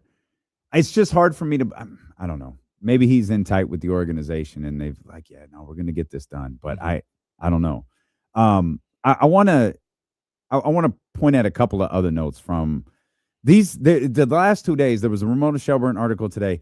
There was a wild article from the Milwaukee Journal the other day. If you saw the Doc Rivers golf simulator pics all over the internet and you didn't understand the context to it, it was from that Milwaukee Journal article. We'll come back. We'll talk a little bit about that. And then, we're talking markets. Let's talk Domantas Sabonis. We were talking Brian Winters.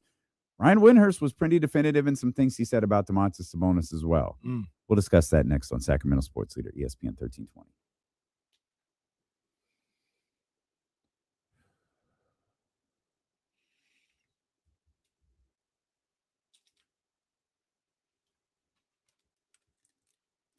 Sharks are on the clock. Who are we taking here, Jesse? Who are we taking? We're gonna go best player available. Whoever that guy is. Because we already This got is early in the draft, right? This Yeah, is it's this number 2? Yeah, 2. And then we got pick number 9. we already got a 1A. They wanted what us I'm to saying? pick a defenseman, but no, go with the best man available here at number 2. I don't remember that guy's name, but whoever it was.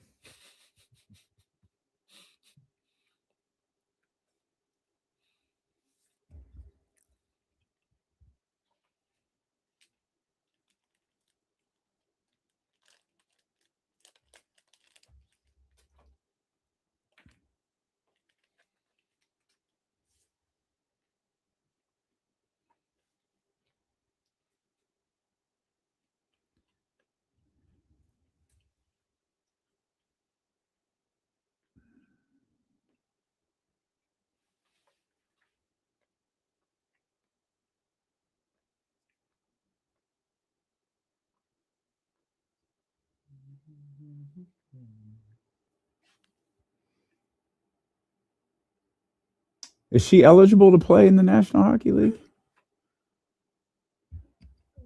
Come on, let me get a who are we here? I believe she's going to play for the San Jose, the women's hockey team, I believe. Oh, PWHL. Yes.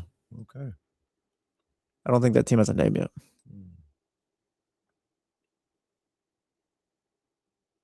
That young lady appears to be very tall. Yeah, she's tall. Little Gary Bettman doesn't stand a chance. In the post. Little Gary Bettman is really confused about what he's feeling right now. I saw a little Lawrence Frank the other day. He hasn't had this sensation in a long time. Don't call that man little Lawrence That's Frank. what Kornheiser calls him. He's an older man now. We took the best player available. Let's go. Oh, let's go, baby. Ivar Steinberg. I wanted Ivar Steinberg. Sharky Ivar Stenberg. Steinberg. I think it's Stenberg. There's no I. Ivar Stenberg. Yeah. I knew his name 3 minutes ago. Wow. That's exactly the pick I wanted for them. It was on my big board. Yes.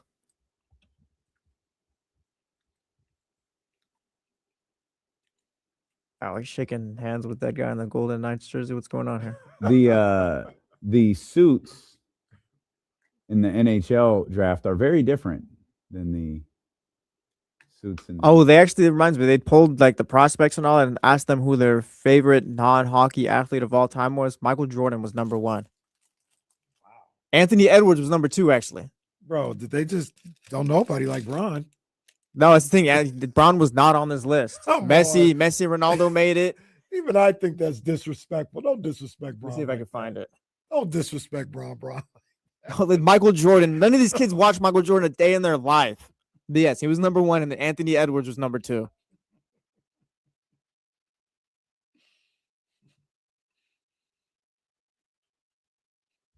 Anthony Edwards is crazy.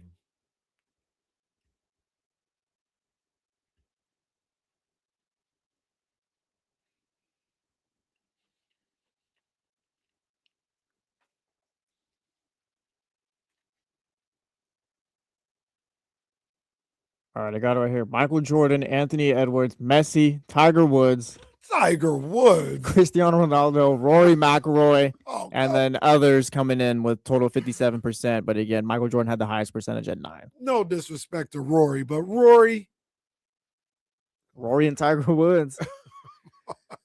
NHL prospects are locked in. Tiger Woo. I like him.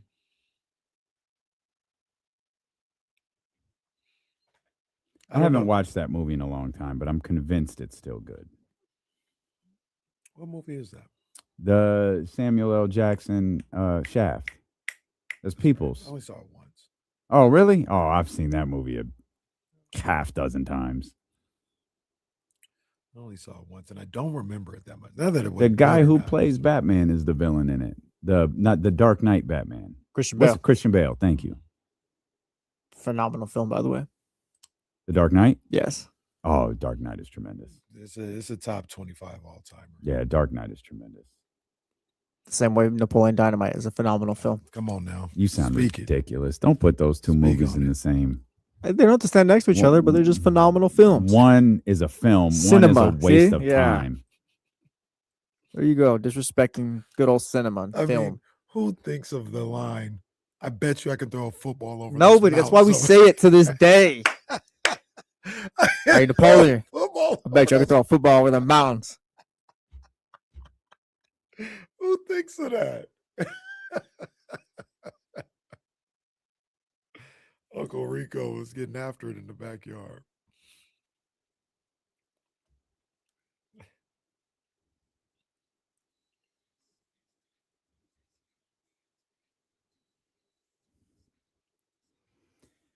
I forgot how long this Ramona Shelburne article on Giannis Antetokounmpo was, and I'm just trying to find that single sentence about the teams that look to acquire him.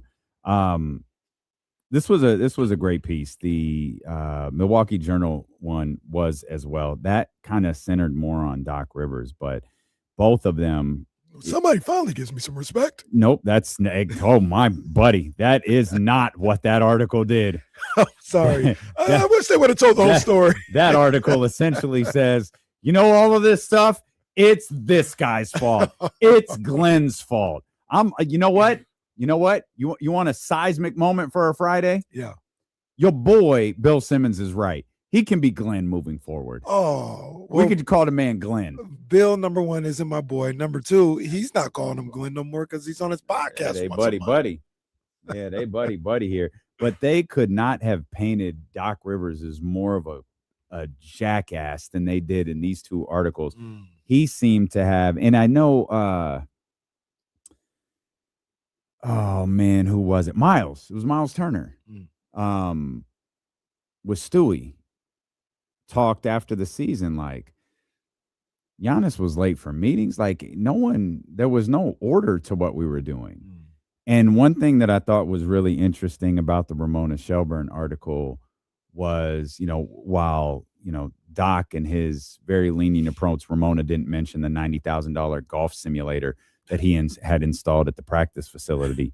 She didn't mention that in her article, but the impact of the Drew Holiday trade.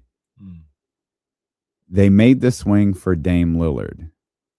They went and got, they traded Drew Holiday, and this wasn't attributed to Miles Turner. I think this was more attributed to like background sources, off the record sources. He was the leader.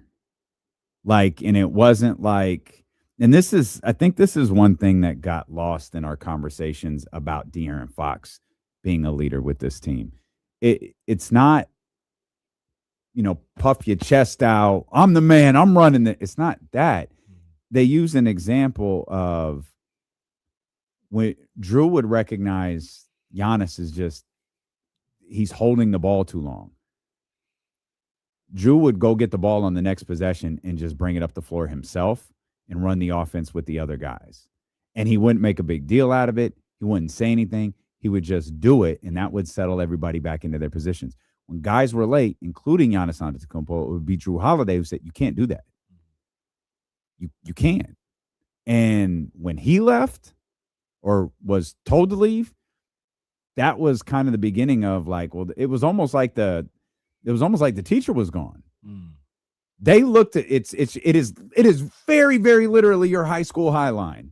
They turned to look to Drew to see what he was doing and followed it. It wasn't Giannis. It was Drew. And when Drew left, they were just like, well, this is what Giannis does. So if he's doing it, I'm doing it. And it was just it was a complete circus. And I got actually frustrated with Giannis Antetokounmpo reading this article, particularly the Ramona Shelburne one, because he had played this. I genuinely believe he didn't want to hurt Milwaukee, like the city and the fans. Like I believe that thought is genuine. He has wanted off the Bucks, I think, for a very long time. And I don't mean over a year he's wanted off of this Milwaukee Bucks team.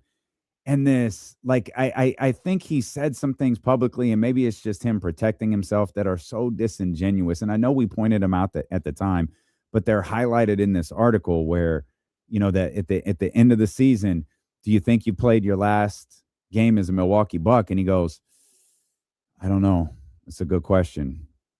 It's not up to me. Yeah, dog, it is. It is literally a you decision. It's no one else's decision except for yours. There isn't a general manager in the league. Well, there might have been one, but he's been fired. There isn't a general manager in the league that would have the balls to sign you to a contract extension and trade you 6 months later, as I frequently proposed on this show. And the only reason I proposed that was because it was so obvious Giannis did not want to do this anymore. He just doesn't want to be hated. He's not the kind of goofball that Dwight Howard is, but he's a happy guy. And he does not want to be hated. He does not want the smoke that comes with asking for a trade. But the idea that this is not your decision is so disingenuous, because it is. It was your decision to go to the Milwaukee Bucks after they went and got Miles Turner and say, I don't like this roster. It was your decision as the trade deadline approached to say, I don't like the direction of this team. I don't like this roster. I want you to explore a deal with the New York Knicks. It was your decision when the season ended to say, this is over. I'm not going to sign the contract extension when you put it in front of me. Every decision along the way was yours and yours only. The article lays out how John Hurst was there were general managers across the league at the trade deadline who understood it. She says that everyone they talked to, that the Bucks were pretty straightforward. We're going to field offers. We're telling you now, we're going to field every offer. We're probably not trading him, but we have to field these offers. And every team went along with it. Not every team. A handful of teams went along with it. One of them was Miami, who, by the way this article is written, I think presented this exact same deal. In obviously there wasn't a number tied to their pick, but they presented this exact same deal in February. And they said, we're going to fill these offers, but we're telling you now, we're probably not going to do it. So the trade deadline comes and goes. He doesn't do it. He posts that weird Wolf of Wall Street thing. And then the war between Giannis and the Bucks goes about him playing and not playing. And like the Bucks are like, wait, he's hurt. He's not cleared to play. And Giannis is like, no, yes, I am. And it was just this whole like very odd divorce between the two. And I sympathize with Giannis in that sense, but it was so disingenuous to me. And I don't know. I've never been in that position where not only a city's sports fans are hanging on your every word, but really the fans of the entire league are hanging on your every word. And it's like, do you think you played your last game as a Milwaukee Buck? I don't know. You get up and leave. But to me, when you say that's not my decision, it's like, Giannis, like this is all your decision. There is one time in history a player of your caliber has been traded, and it's been mocked and ridiculed, and the general manager has been fired. Like, it's not a normal thing. And again, I sympathize with him, but at the same time was a little frustrated with him when I finished this article. I didn't know his family moved back. Moved back to the States? Yeah, they weren't gone that long. It was like they went on vacation and came back. I thought I saw something about that. I don't know. Which I can completely understand. Yeah. They went to Greece. They enrolled in school. And then it was like a couple of months later, like they were back. And again, can't fault him like one single second for that. But that wasn't talked about nearly as much as them leaving. Right. Like them coming back wasn't talked about nearly as much as them leaving. I got to read that article. I haven't read the article. I should have put it in the notes. To kind of get the nuts and bolts of everything that happened. But I always maintained and believed Giannis, just my thought, I always thought it was more so he didn't want to leave Milwaukee. He was caught between a rock and a hard place of, if I could stay in Milwaukee my entire career, I would, but they're about to be sorry. And I don't want to not play for championships. So, like, when I always took what he said a lot of times as, and some of the things he did is, I don't want to leave Milwaukee, but I kind of feel like I have to for what I'm trying to accomplish in my career. And he would, if he said, I don't want to leave Milwaukee, I want to be here forever, he's not lying. He's just not, this is kind of a half truth. Like, I want to be here, but it doesn't line up because he saw the writing on the wall. Really, to my opinion, once it was kind of clear that Chris Middleton will never be the same. Yeah. It was like, yeah, you guys are done. And the Dame thing didn't work out the way everybody hoped, like immediately. It's like, yeah, this thing's kind of done. It's over. And like I said, if Dame would have worked and Middleton would have been healthy and everybody's okay, like, I think he would have stayed in Milwaukee. I don't think he would have asked out just because, it's time to be in a bigger market. Like, I think he genuinely, I believe. I don't think it's about the market. Yeah, I think he would have stayed there. I just think they're not good no more. So you're right. Is there something to be said about, and this isn't a Giannis thing, by the way, at all. It's just, it ties, what you just said poses the question, like, does it say something about a star who says, yeah, I don't want to be with the team anymore once they're bad? It never, to me, like, because the you would say and others would say he doesn't want to be the bad guy. I would always be like, if you just said like what it is, that's not being the bad guy. Like, if he said what I just said, like, man, I'd love to be in Milwaukee forever, but I also want to I want to win as many championships. He did say that. He did say that. Said, I want to be in Milwaukee, but no. I'm so sorry. He didn't say the Milwaukee part. Right. He said the championships part. I want to, and it just doesn't line up. I think we're asking fans to, I don't want to use any words that'll trigger anybody, but we're asking fans to be understanding, right? That's understandable if I'm a Bucks fan or I'm an organization. But why? Like, why are we so accepting of that? Like, why are we so accepting of a star player not wanting to be a part of a rebuild of a team? Like, it's, Eddie said this a minute ago, only one team gets to the finish line, right? And there's generally ups and downs for organizations. The Bucks are in a down period right now. And instead of being a part of that, the star goes, no, I want out. And that's something we hear. It's the Anthony Edwards thing that's starting to happen. It's Dame Lillard. Portland wasn't even bad. Portland just wasn't winning a championship. It nearly happened with Devin Booker, or they tried to make it happen with Devin Booker. Said, I don't care, I'm staying. Yeah. He said, I'm going to be Mr. Sun.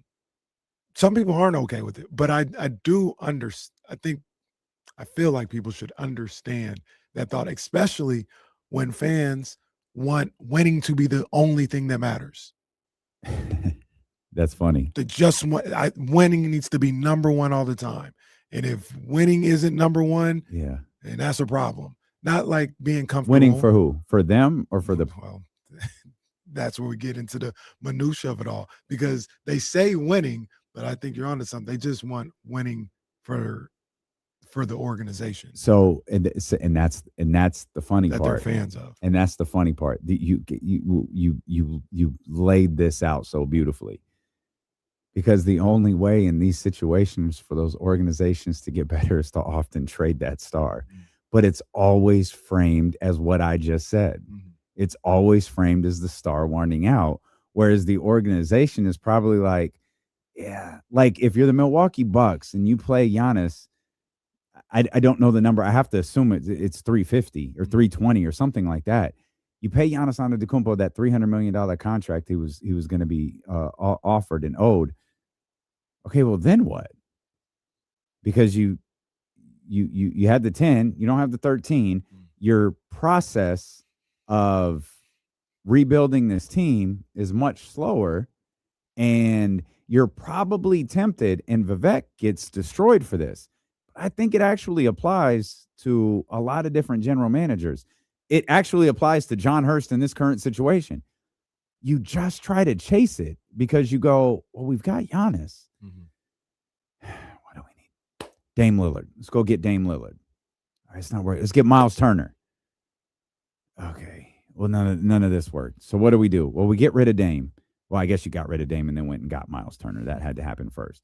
But then it just becomes like you're constantly chasing your tail and spending. It's like you're throwing new money on bad money, and you can't make it work. And you just chase it because you keep going. We've got Giannis. As long as we have Giannis, when in actuality, as long as we have ... probably doesn't apply. Unless you have another superstar that you can move off of, it doesn't work. Right. And you have to trade said star to get enough assets, both future and current, to retool this team a little bit and balance it out. What did we say? And I think that's true for any star player. What did we say about Portland like 2 years before Dame moved? Like, bro, this is done. Yeah, like it's over. You've hit the apex. Yeah, you should really move on from him while you can get the most for him. But organizations never want to do that. And like it's like there's almost an unspoken rule in the NBA where it's like just wait, because eventually they'll be the bad guy. Just wait it out, and they'll be the bad guy. Because when they're gone, do they get booed? Sure, but they don't have to answer to season ticket holders. We do. If we traded Dame when that extension was due, rather than giving him the extension, we would have been crucified. We would have been absolutely crucified in our home market. He says he wants out. He gets booed once, twice, and then it's fine. And then they'll love him again. They always come back for. They love KD in Oklahoma City. retirement. They love LeBron James in Cleveland. Well, it's admitting, circumstances in Cleveland, but still, like it eventually it all ends, and that is the irrational reaction of fans. I stumbled across this podcast. Is Dan Gilbert? He's talking to this young lady. It was so weird. I was reading like a transcript. It was on Hoops Hype. It's like, what podcast is this? So I clicked the link, and I don't mean to it's just like this young lady talking to Dan Gilbert, and it's like less than 2,000 views. I'm like, yo, what is this? And it's a really interesting, because she asked him about the letter. She asked about him and LeBron's working relationship and how they were able to kind of get back on the same page. And he talked about, the flight and sitting on the plane, and he apologized. He started with the apology, and I was thinking back to Dan's letter, and I think it's so funny because Dan essentially fired off a tweet. That's what he did. Like, he was a fan who was emotional and was reactionary, and he fired off a tweet. And that's what most sports fans are. Like, they are frustrated in the moment. It's like, oh, De'Aaron's here. We're gonna boo him. I don't think De'Aaron's getting booed anymore. You know what I mean? Like, it was like, oh, and I don't even know that it was like angry boos, maybe for some, but I think most it was like a bit. And like that, like Buddy gets booed as a bit, like it's 100% a bit, right. And he knows it. Hopefully he's in the league next year to enjoy it once again. Hopefully, well, he and the Hawks have to decide together. He and the Hawks, yes. But yeah, it's just I feel like owners wait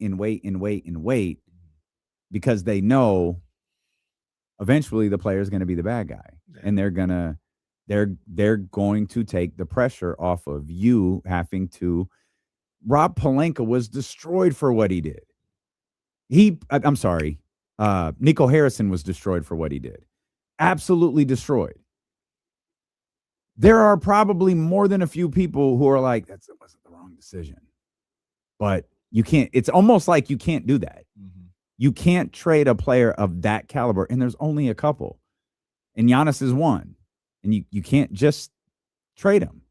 Yeah. Yeah, that's one of the things that made that so crazy with the Luka trade is you just did up it and traded him, Mm-hmm. and that, yeah, man, it's I could be totally wrong. Never met Giannis. Don't know that much about him or his character. I feel like I got a good feel, but I don't. I don't know. I always felt that if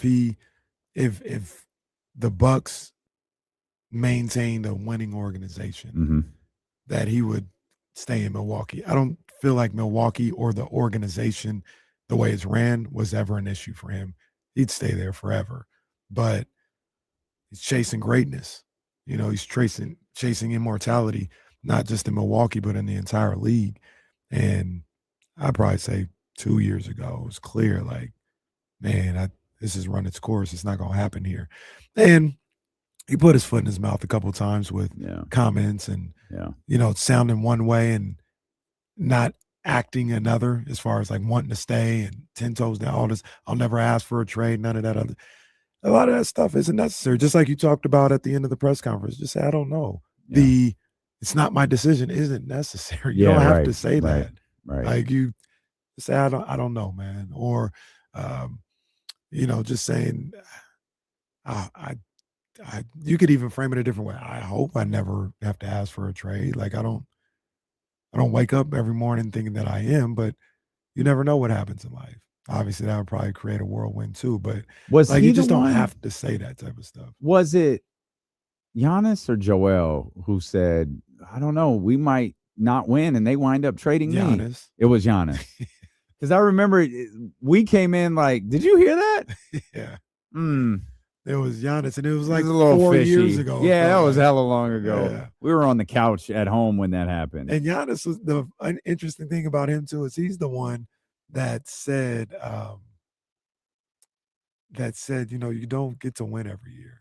Remember he had that speech, and he's like, if you don't win a championship, it's not a failure. You're not a failure as a team, as an individual, or anything else like that. And it was great. Like what he said, I agree with completely. But unfortunately, for him and for Milwaukee, I guess he felt it was time to go. So yeah, one thing I don't think we take into consideration is the impact of losing. Like this is your job, and you lose 50 times a year.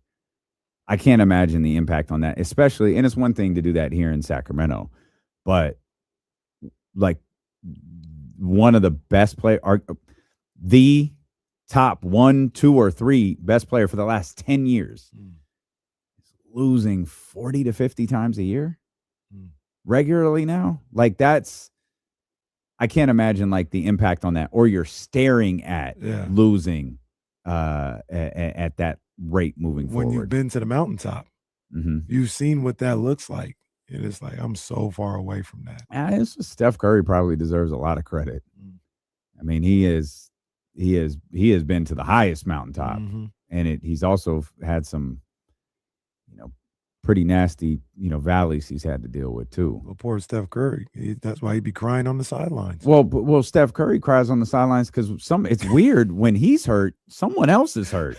It's like if Steph rolls an ankle, all of a sudden 2 people on the Golden State Warriors are hurt. That's tough. Yeah, man. Yeah, I wouldn't want to go to work and lose every day. No. That's them boys at 11:40. What that feels like. I don't know about that. I don't know nothing about that. No. From a real gauge of who'll be watching and listening. From a real gauge, not no. I ain't gonna get it. I'm gonna leave it alone. See, I got him going. I'm gonna leave it alone. I got him going. I got him. Oh, he's fired up. Go ahead. Securing the Damian. Katie, put one on the board. We got him. Katie, my wife from the Wake Up Call. We'll come back. I mentioned Brian Windhorst, definitive in his take that Jaylen Brown is going to be traded. Also, had a pretty interesting statement about Domantas Sabonis as well. Free agency is approaching. We'll talk about the Sacramento Kings, Domas, and what the next couple of days might look like for them. It's the final hour of the week starts next here on Sacramento Sports Leader, ESPN 1320.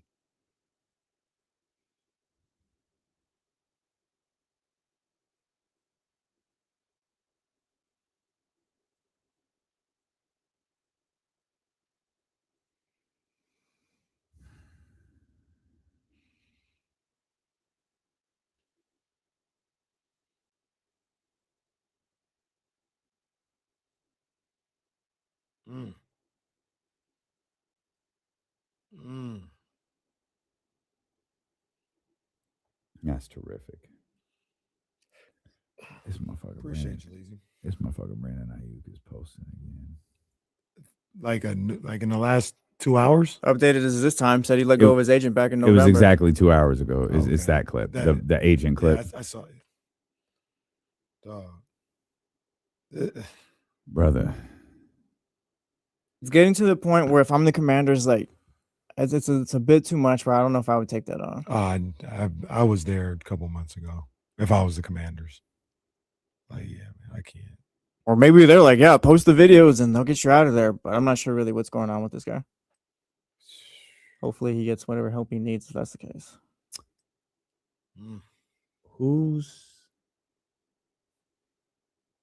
Man, I'm so sorry. Who's Washington's coach?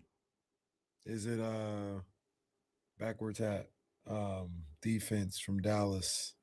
It's not Dan Quinn anymore, right? That's not who you're thinking of, is it? He shouldn't have gotten fired after 1 year. Let's all try to guess before we look it up. Well, he was Holy there for shit. more than 1 year. I'm But embarrassed. They had the NFC Championship year, and I don't think he No, got fired. it's Dan Quinn. Is it? Okay. It's still Dan Quinn. Feels like a mistake. I don't know. Yeah, I don't know why I thought. Yeah,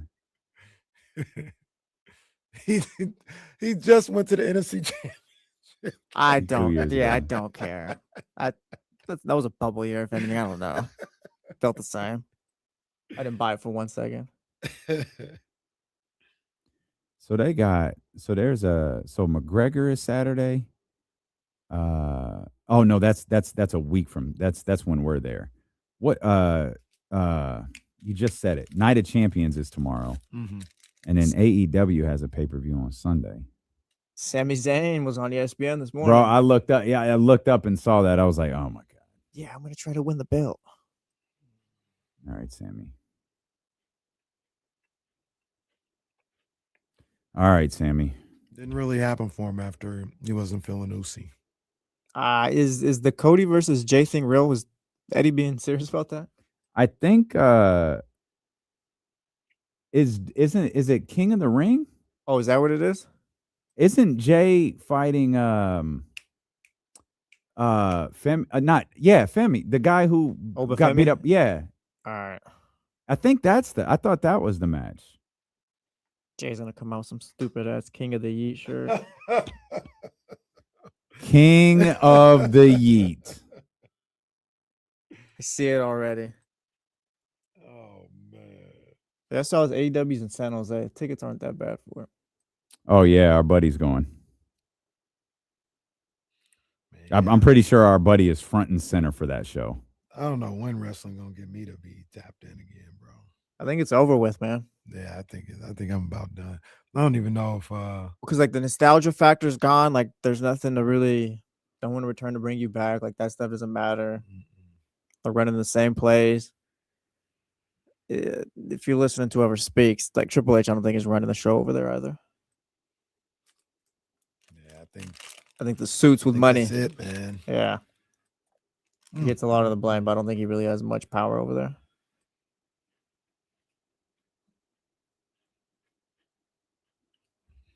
They'll get me for the majors. I'll tap in because it's on. You know, it's part of the. See, they didn't even get me for WrestleMania this year. Yeah, facts. I watched. I You didn't put watch Logan live. Paul in the match. As soon as he's back, Kenny's back. Oh yeah. Casey's boy. I heard like DeMarcus was the third Splash brother. He's the third Paul brother. Wow. That's what I heard. Absolutely not. I mean, he is sticking around in Vegas, so I don't know. Shout out to Baker Family Wine, man. We opened that Chardonnay last night. Just one glass.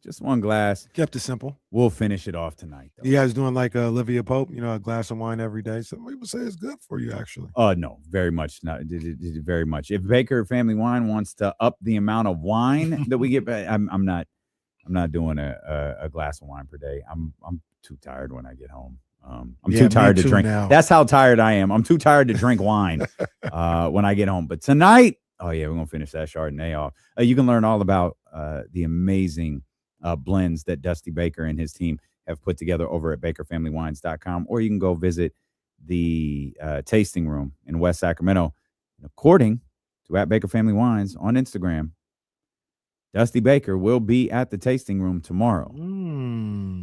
There's bottles of wine there.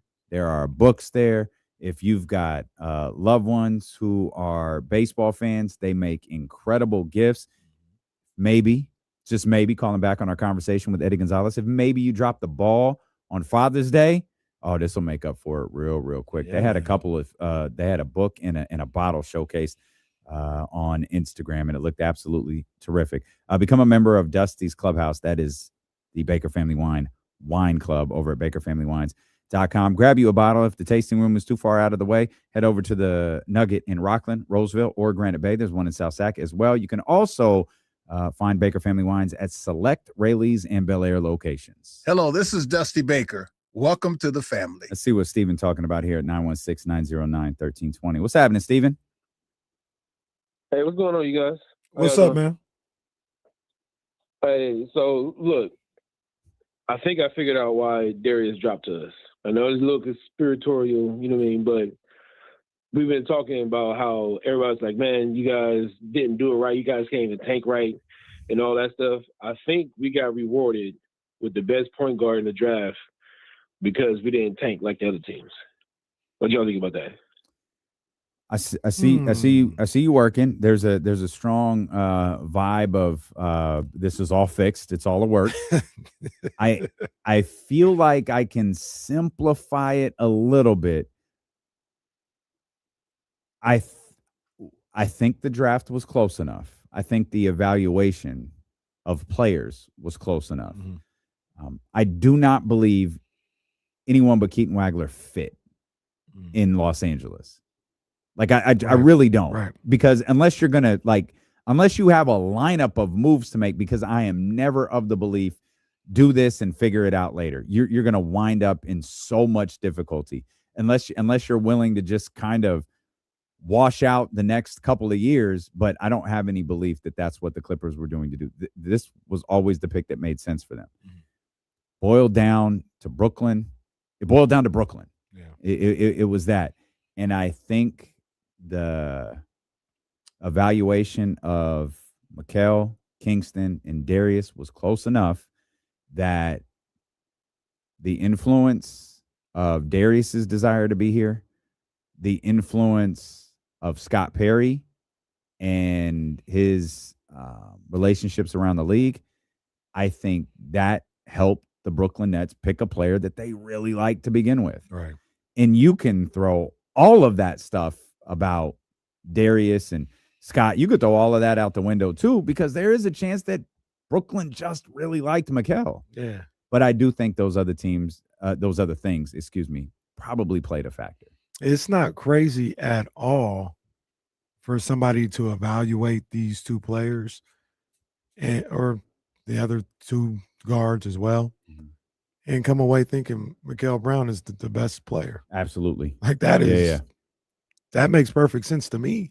Even if I don't agree with it, like I think Darius Acuff is the best, but I wouldn't argue at all with anybody who said, Mikal Brown Jr. is the one.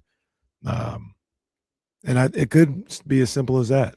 You know, Brooklyn talked to both of them, saw both of them, did their homework, and came away saying, like, nah, I think this is the guy for our franchise. Could have just been as simple as that. And he very well may be, man. We've said this repeatedly. This young man is good. Like he's really good. He is super dynamic. I feel like Brian Windhurst didn't say anything degrading at all about Brooklyn, the selection, Mikal. He just said, the 6'7" thing, this could wind up being a moment we talk about. And it wasn't that Mikal is bad. It was nothing. It was just like, this could be something people remember. I thought some of the conversation from First Take, and that's what First Take is, it could be a little bit over the top. I thought a little bit of it, I thought some of it was, it was a little bit too unfair to Mikal. It's like, this isn't man, I would have cooked with this. Detroit, LeBron, Darko. It's not that. Darko and Melo. Yeah, it's not that. Like this was a player who was legitimately in the same exact conversation as Darius Acuff. And I thought some of the dialogue around that was unfair to Mikal. And he is very, very good. And I can't say I'm gonna be super tapped in to what Brooklyn does this year, but I'll be paying attention for sure. I absolutely will. And I didn't even think about it until Brian Windhorst brought it up, but now I can't unsee it.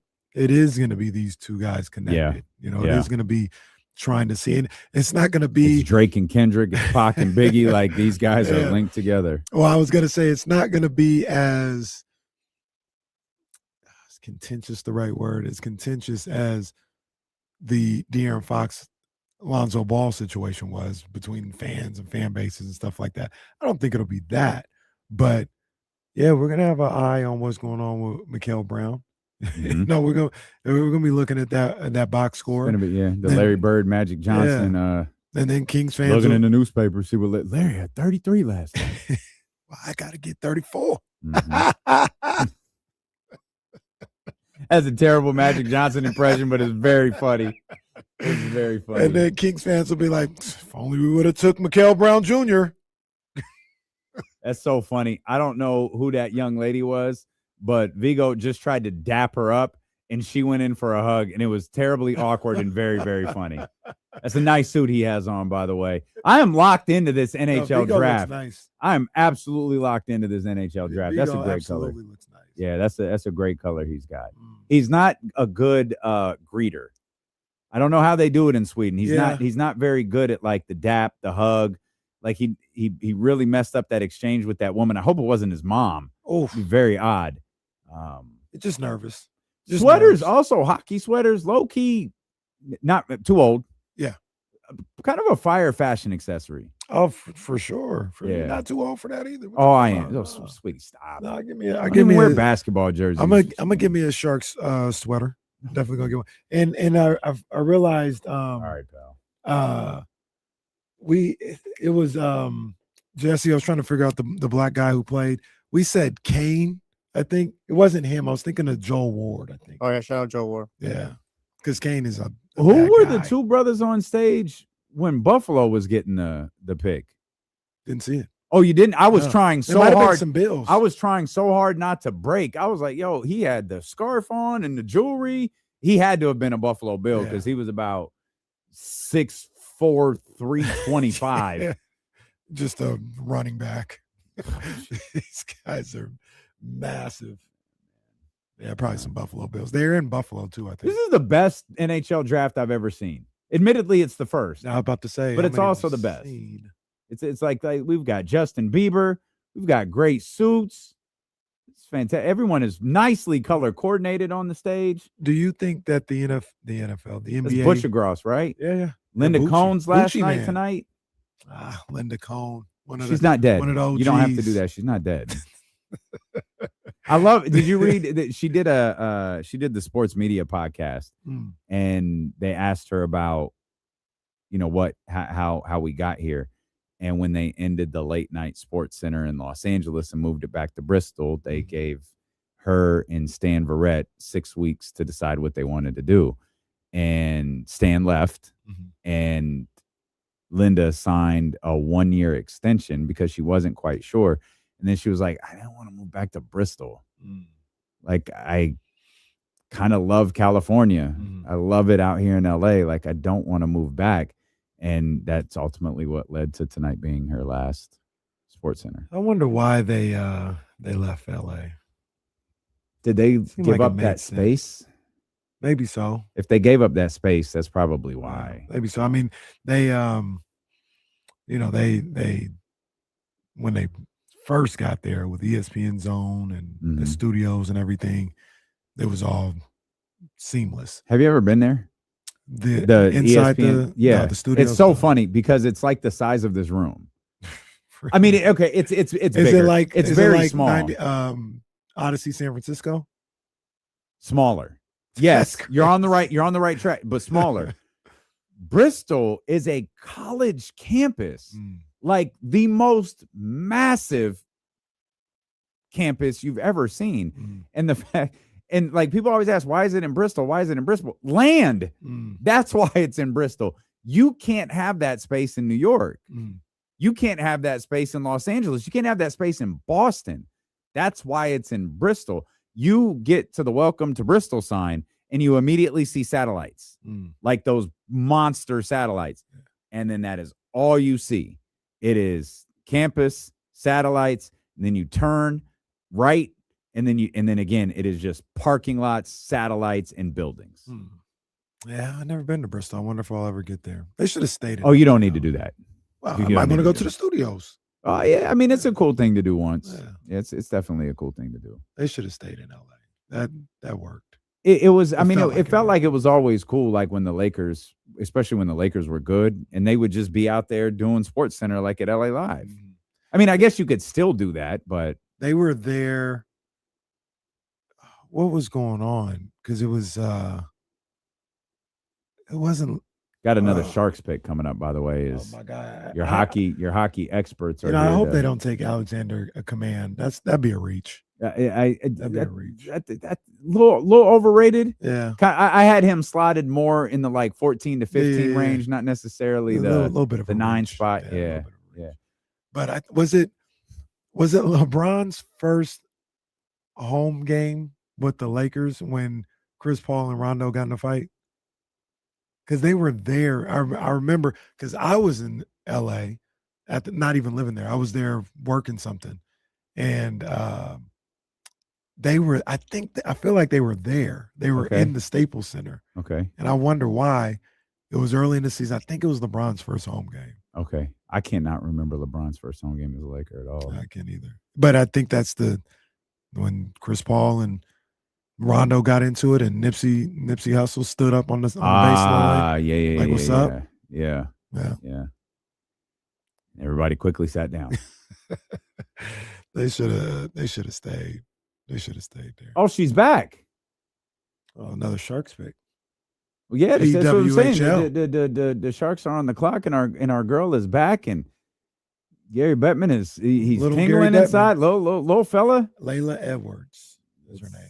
Yeah, Layla Edwards, and she looks very young too. She does. Oh, we got Sharks fans in Buffalo. Here we go. Made the trip. What are they saying during this whole time? Because I just keep expecting her to say with the 9th pick of the 2026 NHL draft. Maybe she's promoting the hockey league. One of these days, I should go to the NBA draft. You mean the NHL draft? No, the NBA draft. I saw those two brothers. So this was the guy I really liked out of North Dakota right here, Keaton. This was Jesse. I think this is a really solid pickup for us. I had him at 10 on my big board. That is the defenseman we needed. That's exactly what I was going to say. Scott Perry did it. Scott Perry is cooking up magic. Mike Greer is cooking up magic. I thought, you know what they need? They needed a 6'4", 18 years old. Yeah. Get in here. Young guy too. Yeah, that's what I'm saying. Yeah. Timeline. It fits the Sharks timeline. Right here. So this why is the guy with the Knights the only one that takes the jacket? Well, clearly he's helping the league, Kenny. Like, what are you talking about? Why do they keep wearing Knights gear? You know I don't like that. The Sharks prospects should do the thing where they point at the chest and he looks down and you do the thing where you move up at his face. Yeah, nerd. How about that, you little Vegas fan? What is the Wet Willie? Yeah, Wet Willie too, yeah.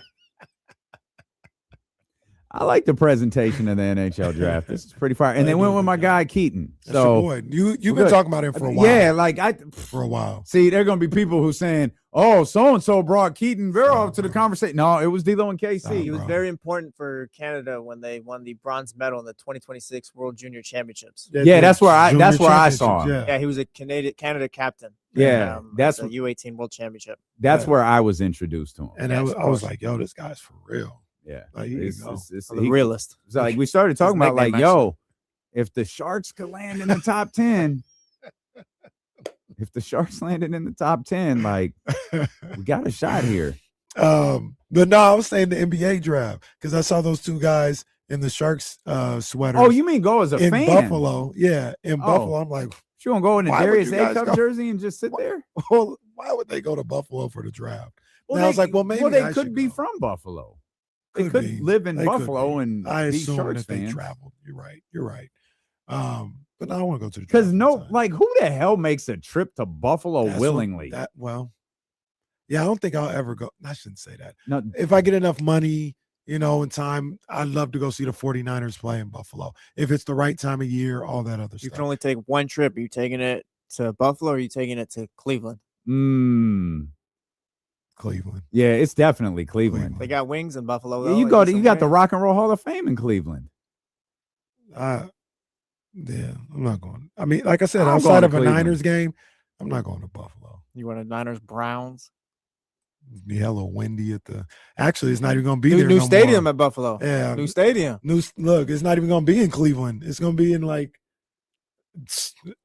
in between Cleveland and Cincinnati is where the new Browns. Is that right? Oh, yeah, the Browns. Like it's hella far outside of Cleveland. You go to Buffalo. I think is Toronto near Buffalo?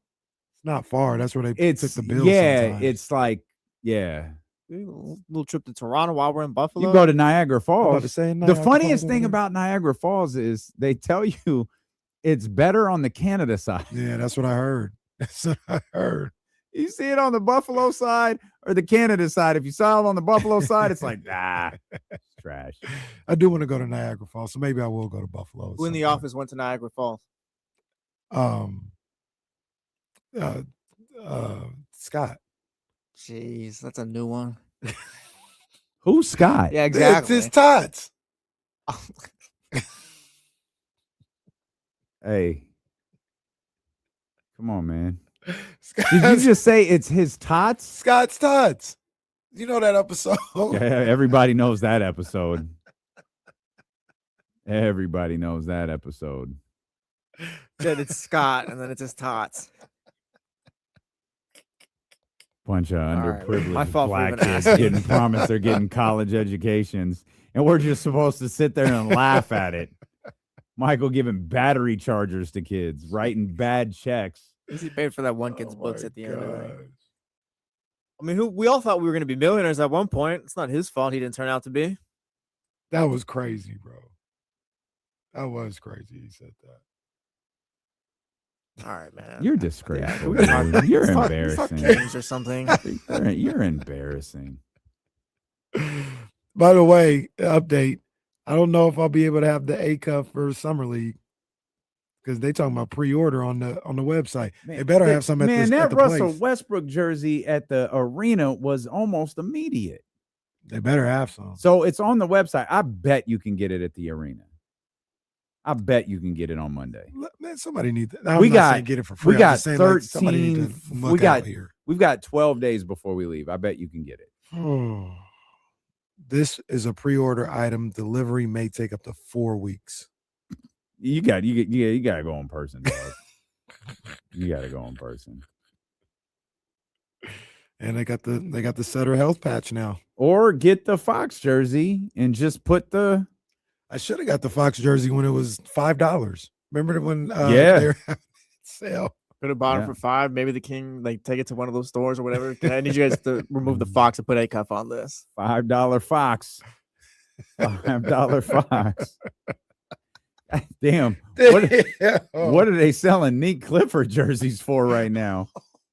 I don't now no shade. I just don't imagine there's the same inventory of Nick Clifford jerseys as there were De'Aaron Fox jerseys. Yeah, just a little bit.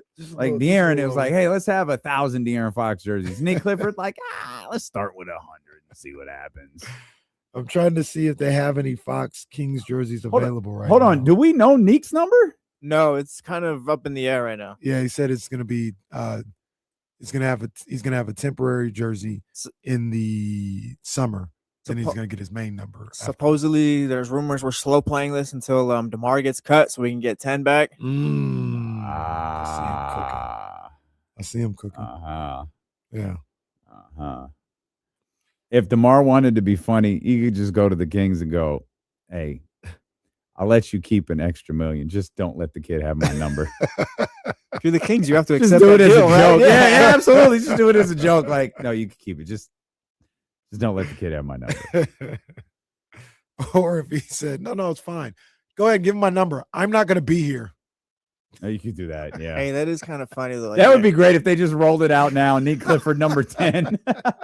It is kind of funny how like Darren Fox leave beloved by the franchise. You hand the number over to Nick Clifford. It's like, oh, he just used it for a year. Now I'm just passing it over to someone else. Yeah, Like, That's what I'm saying. Let's go.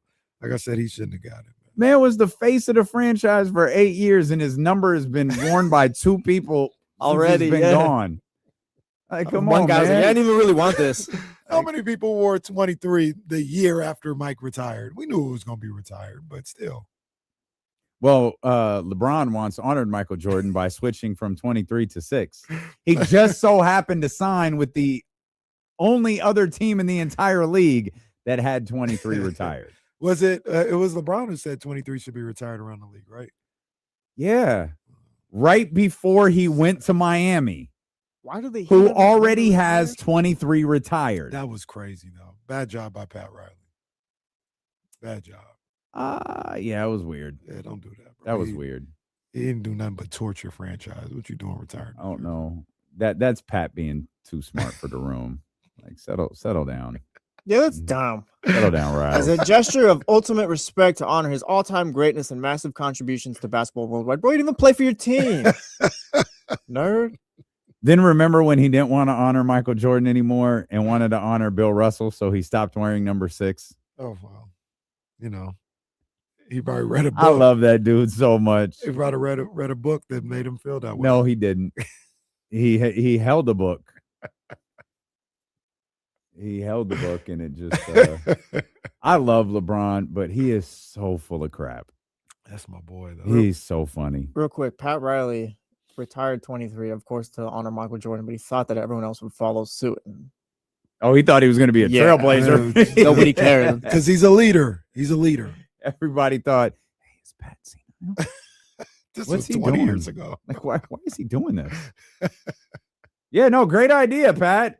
Whatever you say, pal. Pat thought he was the GM for the Bulls all this time. Meanwhile, just the red and black version of the Heat. Shout out to my boy Pat Riley. And Leezy, don't be disrespectful. You know what I'm saying? This is one of the greatest, if not the greatest, to ever do it. And he did it again in Miami by getting Giannis. Shout out to my boy Pat Riley, man. He did what again? He got another superstar. This is what he always does. Okay. He got Alonzo Mourning. He got Tim Hardaway. He got Dwayne Wade. He got LeBron James. He got Chris Bosh. And now he got Giannis. He got Jimmy Butler. Show some respect, Leezy. Show some respect. Couple things here. You're a Jimmy Butler fan again, huh? Look, I don't hate Jimmy Butler. I just don't like the way he was moving. Let me ask you something in all sincerity. Do you think Pat Riley had a single thing to do with LeBron James signing in Miami? Well, other than clearing cap space, did he have a single thing to do with LeBron James signing in Miami? Did he have a single thing to do? Yes. A single. What? Sign the document, sign the contract. Outside of that, that's it. He, with all due respect to both of them, was as useless as Magic Johnson was when he was allegedly sitting outside LeBron's house at 12:01 a.m. the night of free agency, despite the fact we are in California in the Pacific time zone, and free agency had started 3 hours earlier. Magic just trying to lie to save himself when there's no need for it at all. Just taking it, like truly taking a page out of LeBron's book and lying for no reason. And one of LeBron's funniest moments was when someone asked him about like Anthony Davis or Austin Reeves, and he just responded to the guy, "No, I know y'all see I be lying online. No, I see that. No, we asked about Austin Reeves' 30-point game tonight. No, I see this. Y'all think I be lying." No, wait. What, LeBron? Will LeBron be brushing his hair? Brushing his hair for like a minute straight. Oh, man. Hey, LeBron, I'll say bro. this. Mike never brushed his hair. We'll come back. I still haven't mentioned the Domantas Sabonis thing. We're locked in this NHL draft. It's an absolutely the Blues. spectacular presentation. We'll come back. We'll talk about the Sacramento Kings, Domantas Sabonis, and what needs to happen next here on Sacramento Sports Leader, ESPN 1320. I wish I can't find the. It always pops up once, maybe twice a month, but this is a good one. Probably missing some because it's 2024, but LeBron is the tweet in the thread is always. LeBron really is the funniest dude in the league. There you go, bro. Hold on, man. LeBron brushing the heck out.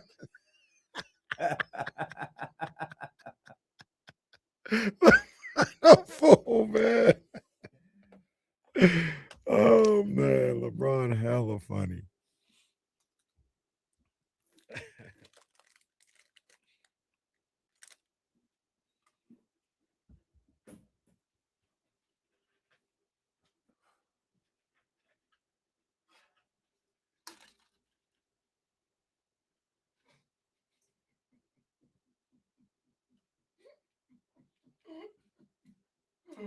You got to tag me in that. I want to watch it. Or what'd you search? No, I just put LeBron funniest, but I'll tag you. Look at this one. It ain't our ball. Oh, yeah. Hey, it's our ball. It's our ball. That's one of my favorites right there. The start of it is hella funny. Hey, in our ball?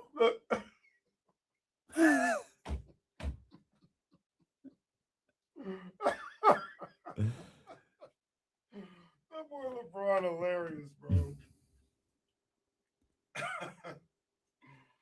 Oh man. I love when he turns and looks at the kid with the gold chain on. That kid was feeling himself. He's got the gold chain on. He's got the jersey on with no shirt underneath.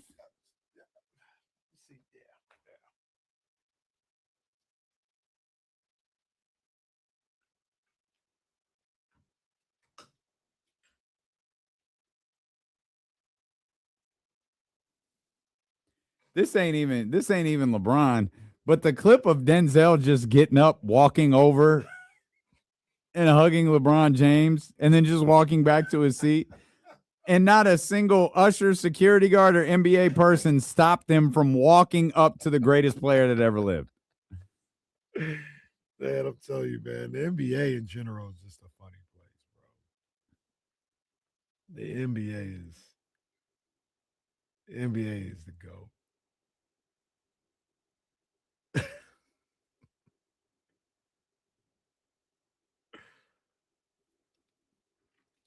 I don't know if it's in that thread, but LeBron pretending like he knows the words to every song that just came out. Reese showed me something the other day where he was rapping some song and he said something to the effect of like, he was rapping, he's like, yeah, be dressed in Old Navy, blah, blah, blah, blah, blah, blah. And it's like, that's not the words. That's not the word. LeBron. Somebody hold the, on Apple Music. Yeah. You can see the words. Hold that up. That's not the words at all. LeBron sitting in front of those Zoom cameras holding the autobiography of Malcolm X is so goddamn funny.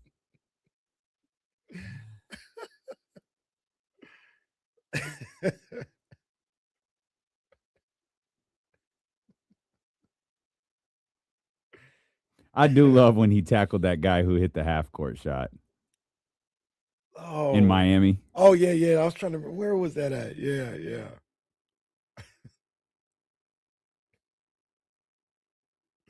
There you go.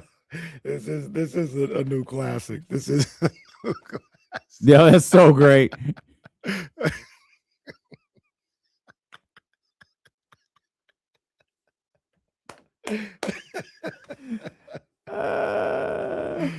Oh man, that's a new classic. He's so great. Did you see we got a new Chris Paul handshake with Dusty May? Remember Chris Paul and Steve Kerr? Yeah. Dusty May had one on draft night. It was hella funny. With who? Wait, I don't know who it was, but Dusty May. I don't even know how to find this. But somebody's like, "Oh, we definitely got a new Chris Paul meme." Where? No, here we go. Right here. Here we go. Here we go. This is funny.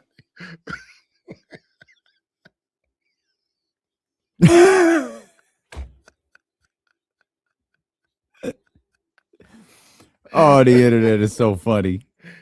I love this stuff. Like LeBron me and James. Jesse was saying, "What man? Twitter can't never go nowhere, bro. It's a bad place, but First of all, it can't go nowhere." happy National Women's Day. That was crazy. The it's our ball The video. way they start grabbing. Oh, LeBron, thank you. Oh, LeBron, wow, thank you. To only find out that they actually hate each other later makes it that much better. It makes it that much better. It wasn't LeBron. Wasn't he? He was hurt, or why didn't he play? Because that was at a Lakers game, and he not even sitting with the team. Yeah, he's I can't recall. Obviously, he's injured or something. Maybe that was the Luke Walton year. Oh man, they got another one. When when LeBron started doing full court layups with his shirt off with the Laker girls practice. Nah, LeBron sat out due to ankle soreness and Women's Appreciation Day. you know what my actual favorite one is where he sits next to the little girl and the little girl freaks out and LeBron pretends to not Just notice that she's freaking no out. selling it. She's like, yeah, I can't believe I'm sitting next to LeBron. My brother just sat here. They Wow. interview the girl and LeBron is just sitting right there, not paying attention to anything. Just locked in on some Thursday night game and I really hope LeBron like turned to say hi to her, like hugged her or something. Dapped her up, something. Anything. He was trying to be like Kobe. That was Kobe when Chris Rock. Chris Rock, Chris Rock, David Spade, the cast of Grown Ups 2 or whatever it was. That's crazy. I don't think I've seen Grown Ups. Oh, you haven't? No. It's a. I'm not gonna Second lie. one is good. It's a good time waster. It should It's be a good It should time be. First one is waster. good. First one is good. You like? I'm not gonna say you The like first one's one. First okay. one is good. I like the second Yeah, one it's fine. more. Is the first one where they had their kids? They Or have their kids. but the whole time they have. Yeah, their they kids? have. Yeah. What's the second one then? Like, what's the premise of that? They just get together again with the kids. The second one is like they just. Yeah, I don't know. I just They get remember older. Austin is in it. I remember that Stone Cold. I remember they threw a party. Yeah, because there's a party. It's not even a past. Like it's I just don't even different. rem- Yeah, it's I like a don't regular remember. movie. I don't know. Yeah, Yeah. I think they're throwing a party. Like are, yeah. for some reason, I Stone Cold remember shows a party. I'm reading. I saw Trista just posted something about like Hollywood and like someone said like I think like Seth Rogen was like trashing Sylvester Stallone or something. And I'm reading this book or listening to this book. It's the second time I've listened to it. It's called Powerhouse. It's an oral history on the creation and like explosion of CAA, Creative Arts Agency, the agents. Mm-hmm. And they tell all of these, different stories about how they get started and the things that happen. And they're telling the story about how they were trying to find a movie for Sylvester Stallone and they had the perfect script. Mm-hmm. And they gave the script to Sylvester Stallone and he was like, oh, I like it. And they're like, well, don't do anything with it. Like, we think the script is perfect. He goes, oh, okay. So like that night he rewrites it. Like, and he changes it. And he basically changes the whole premise of it. And they go like Sly, the script was perfect. Like, no, like the script was perfect. We want you for the script we wrote. And Sylvester Stallone goes, I don't think I can do it. He's like, you can absolutely do it. Like, just do the script we wrote. He's like, I want to rewrite it. And like, either do the script we wrote or we can't do it. And Sly goes, I can't do it. You go, fine. We'll give the movie to Eddie Murphy. Wait, what? It was Beverly Hills Cop. He essentially turned Beverly Hills Cop into Rambo. And they're like, this is not what we want. Bro, what? They're like, no, this isn't what we'll find someone else to do it if you're not going to do it. He's like, I can't do this. Fine. They give the script to Eddie Murphy, and it's Beverly Hills Cop. That's hilarious. Beverly Hills Cop. Hills Cop into Rambo. Beverly Hills Cop was written for Sylvester Stallone. Wow. It's one of the most. There's a lot of amazing stories in the book like that one. That's one of my favorites. I can't even imagine Sly. Oh, absolutely not. Like he was right. Not. He was absolutely right. I can't do this. Yeah, I guess. I guess. Did you see they're coming out with another Meet the Parents? No, I forgot the name of it, but it's something with the. No, it's not with the Falkers. It's Meet the Parents, I think. But it's. Are there I don't know two? how. I think there's 3. Oh, I don't think I saw the third one. There's a third one. Yeah, there is a third one. I saw the third one like once, but I don't really have like a real memory of like. Yeah, they're coming out with a new one. I think they're making another Grown-Ups movie now that I think about it. I think our buddy texted me that one day, like, wait, really? I guess we're all out of ideas. Yes, so. Another Michael Jackson. I saw that they did a series on Cape Fear. Have you ever seen the movie Cape Fear? Yeah, that was a good movie. Oh my God, there's a series for it. I think Really? I don't know what it's on, but I know when I turn on like my main, I don't think it's on Apple TV, but it's like when I open up my main menu, it's always there. And it's like, I gotta watch this. That movie was great. so good. Yeah, that was great. I gotta watch this. Shout out to De Niro. De Niro crazy. De Niro's like bad. The Fan. I'll never forget The Fan. Hey, Bobby. You know that's arguably his worst movie. No, the movie's awful. The movie is so bad. It's bad. It's bad. But hey, Bobby. And I got your number back for you. Cut the guy's arm off. Jesus. So bad.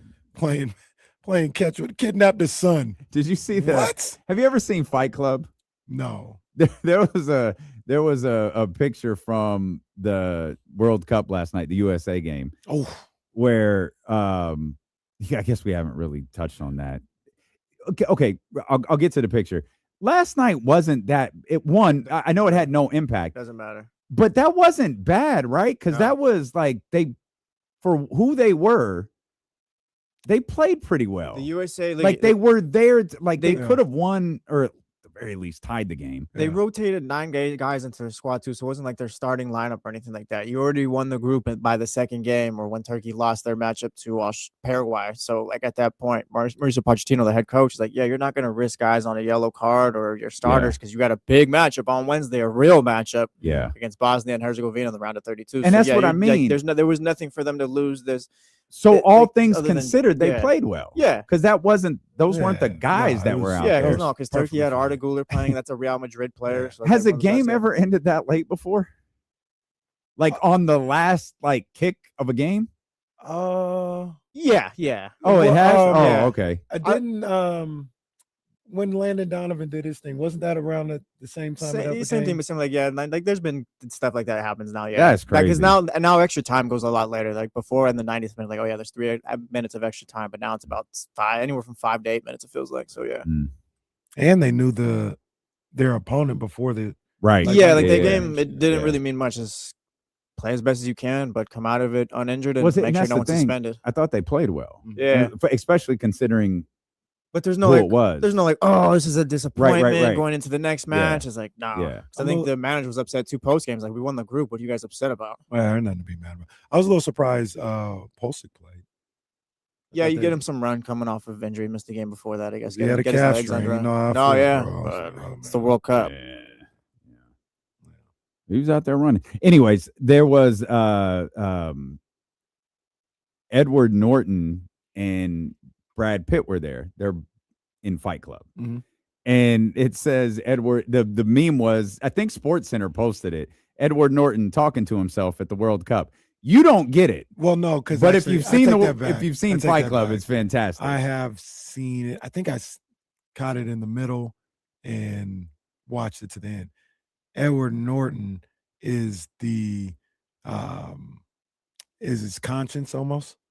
No, Edward Norton is the person. And Brad Pitt is the conscience. Yeah. Or the bad influence or whatever. Yeah. So I do get it. I got it. Okay. I got it. All right. That's a fantastic movie. Such a great movie. Yeah.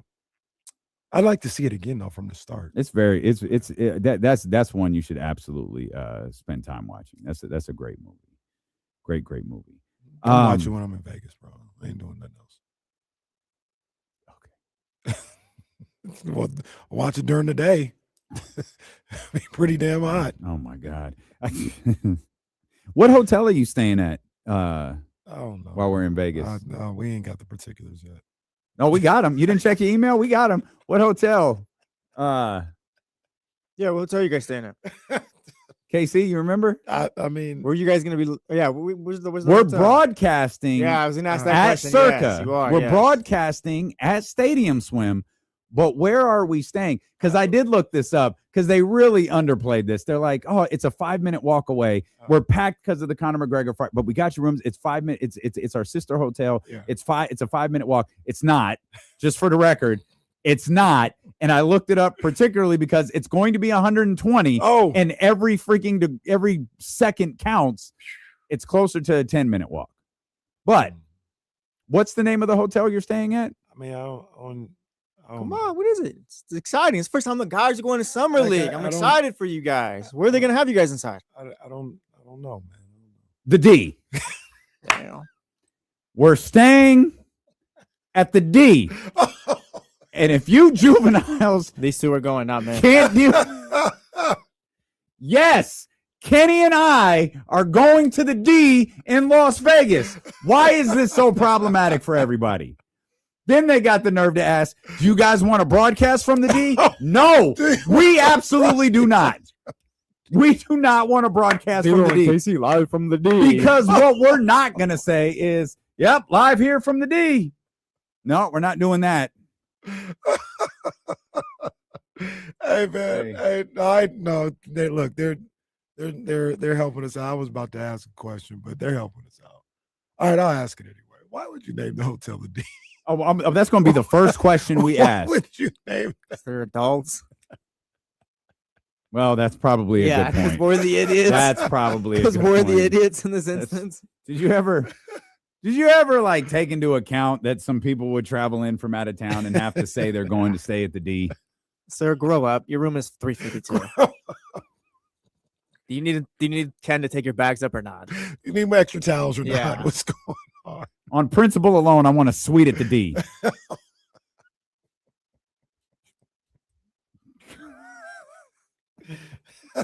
Yeah, that's how the morning started.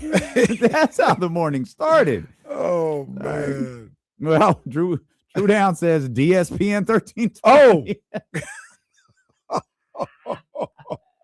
that's funny. That is funny. Oh, can't wait. Oh goodness. You know, Brian Windhurst, he is adamant that Jaylen Brown is going to get traded. He also said there is absolutely a market for Domantas Sabonis.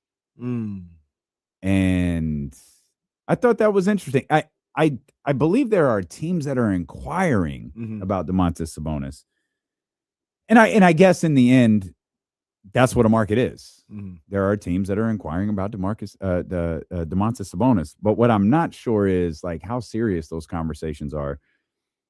And whether people are just gauging, like, are you just trying to get rid of him? Like, what exactly are you trying to accomplish? Yeah. And I want to ask you something regarding Domas. We could talk more about this. I mean, we will talk a ton about this next week because we'll be headed into free agency. And again, as it stands right now, June 30th is going to get here, and there's going to be nothing to tell you about Sacramento. In anything we do, it's in terms of signing. The first thing we'll have to tell you is that DeMar DeRozan has been stretched and waived or traded or whatever, or Zach LaVine has been traded, or Domantas. Like, no conversation can start without one of those three things. Yeah. But with if you Toronto, Charlotte, I don't know how interested those things. I think Milwaukee popped up. Is it vital to move Is it vital to move Domantas Sabonis just to create cap space, or do you let the other two things settle first? Do you let the DeMar DeRozan thing settle first? Do you because there are more. I've been saying this about DeMar DeRozan. It feels simple. Mm-hmm. It will resolve quickly. Zach LaVine is different, but it has a date to it.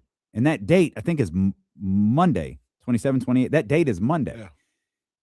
Do you allow those two things to resolve themselves before you truly dive into these trade discussions for Domantas Sabonis? Or if the trade is there, do you just do it?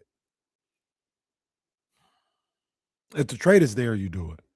I think that to answer that question, if the trade is there, you do it. I'm not doing it. Sorry. Apologize to everybody. I'm just stuck. I don't want to do it anymore. I want to trade the other two. I'm kind of with you. Like we talked about this before. Like I'm not in a rush to move on from Domantas Sabonis. I'm not in a rush. If a deal but I need works, something from Domas. You in or you out, dog? Like, are you in or are you out? I need that. I don't even because I don't know that it benefits anybody. I don't think it benefits Darius Acuff if he's out. I do want to have that conversation, but even if he says he's out, like, yeah, like definitively, I'm out. Like, I don't want to be here. Yeah, you move on from him. But if he gives like one of the vague responses that I feel like he gives a lot, it's like, but I'm here to work. But he's not giving that. I don't want. I'm not at. Scott needs to ask him privately. There's no cameras around. James Ham isn't here. Mm-hmm. Look, are you in on what we're doing or not? Because we're going to be able to create some maneuverability with this DeMar DeRozan move. We're going to try to work things out with Zach. If we can't, this is going to be Zach's role. Mm-hmm. We have a very, very definitive role for you right now with our new point guard. Are you in or are you out? Because it can't be any more of this clarity. It can't be any more of this huffing and puffing and being upset about what's going on. You're either in or you're out. Like, I can't promise this is going to be perfect, but here are the offers we've got. And I would run them. I'm like, I'm not taking this. And if you think you're worth 2 second rounders and that's who you are as a player, we think higher of you than that. But I'm not doing that deal. And I'd run through the list of offers I've gotten, if I've gotten any, and say, we don't think that these are worth it. We would rather have you here. Yeah. And maybe Scott doesn't like him and doesn't want him here. I don't know. I just keep, every time we have this discussion, I go, I don't want to do it. Let me out, though.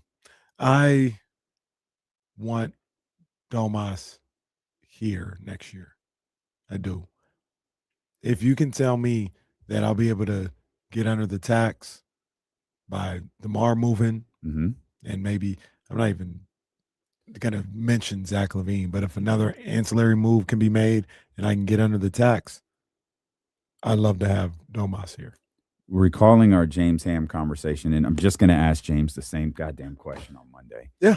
DeMar gets you under the tax, and it gets you the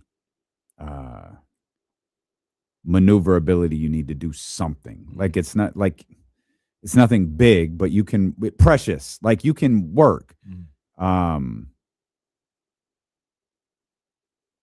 But it's still minimal. If he says I'm out, do you take a deal that is less than what you think you can get? Or do you play hardball still? No, if it depends. Like, if the deal, you can't give me back years. That's my, if I'm Scott privately, that's my loan restriction, my loan provision. You can't give me back years. But what if you get stuck with him saying that he's out and you're stuck with him opening night because you waited for a certain deal? Then go ahead, go out there and make an ass out of yourself. Which I don't think he would. Like, I don't think Domas would do that. Like, I think Domas is going to play hard. I'm of the, it's hard. Like, I know people, like, I want a happy locker room. I want a happy office. Like, it's impossible to universally do that, right? Like, even here, there's always something here to be frustrated about, right? Just at your office. There's something at your office to be frustrated about. That's going to be the case like in a locker room. And you might like the direction might be this, but with Domas, we know maybe the offense isn't running the way he wants it to.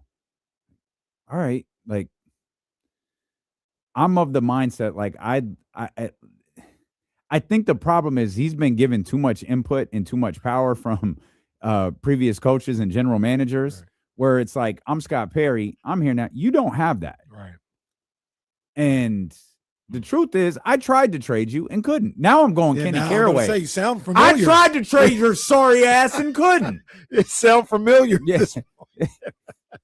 All of a sudden, now Kenny Caraway is the Brad Pitt of the Fight Club, and he's just yelling at everybody. Yes, I don't. I kind of feel the same way as you, though. Let me out, though. Let me out. If I can get this money right without moving on from him, yeah. Let me out, though.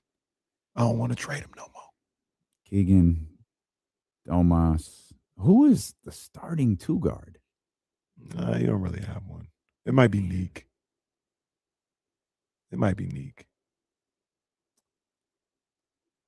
Is Keegan the starting three? DeAndre the starting four? Yeah, kind of interchangeable. Like, remember DeAndre Hunter's on the team? Yeah, because literally just remembered as I said it out loud. Yeah, I remember because he's an expiring. Make him play in the California Classic. He isn't expiring. Yeah. Secure and Zach LaVine is not the starting two or three. It can't be Zach LaVine. It absolutely cannot be Zach LaVine. Even if he's on the roster, he can't be the starter. Yeah, I wouldn't do it. Can't be. I know you don't like it. If he's on the roster, I send him home. I can't do that either. I don't like that. Don't do that either. I just don't want that distraction around. Is it a distraction though? How so? Well, it also because it'll be obvious. It's not like Zach LaVine sucks. This is what we're doing. Like we can't play him. We can't start him. We can't play him 30 minutes a game. Like he could play. He's gonna have a role. He's gonna come off the bench. He's gonna play like every other rotational player does. If he's hot, he'll play. He'll stay in. I mean, part of me is almost thinking about it, showing respect to Zach LaVine. Zach, I'm not gonna have you playing this off the bench type role like that.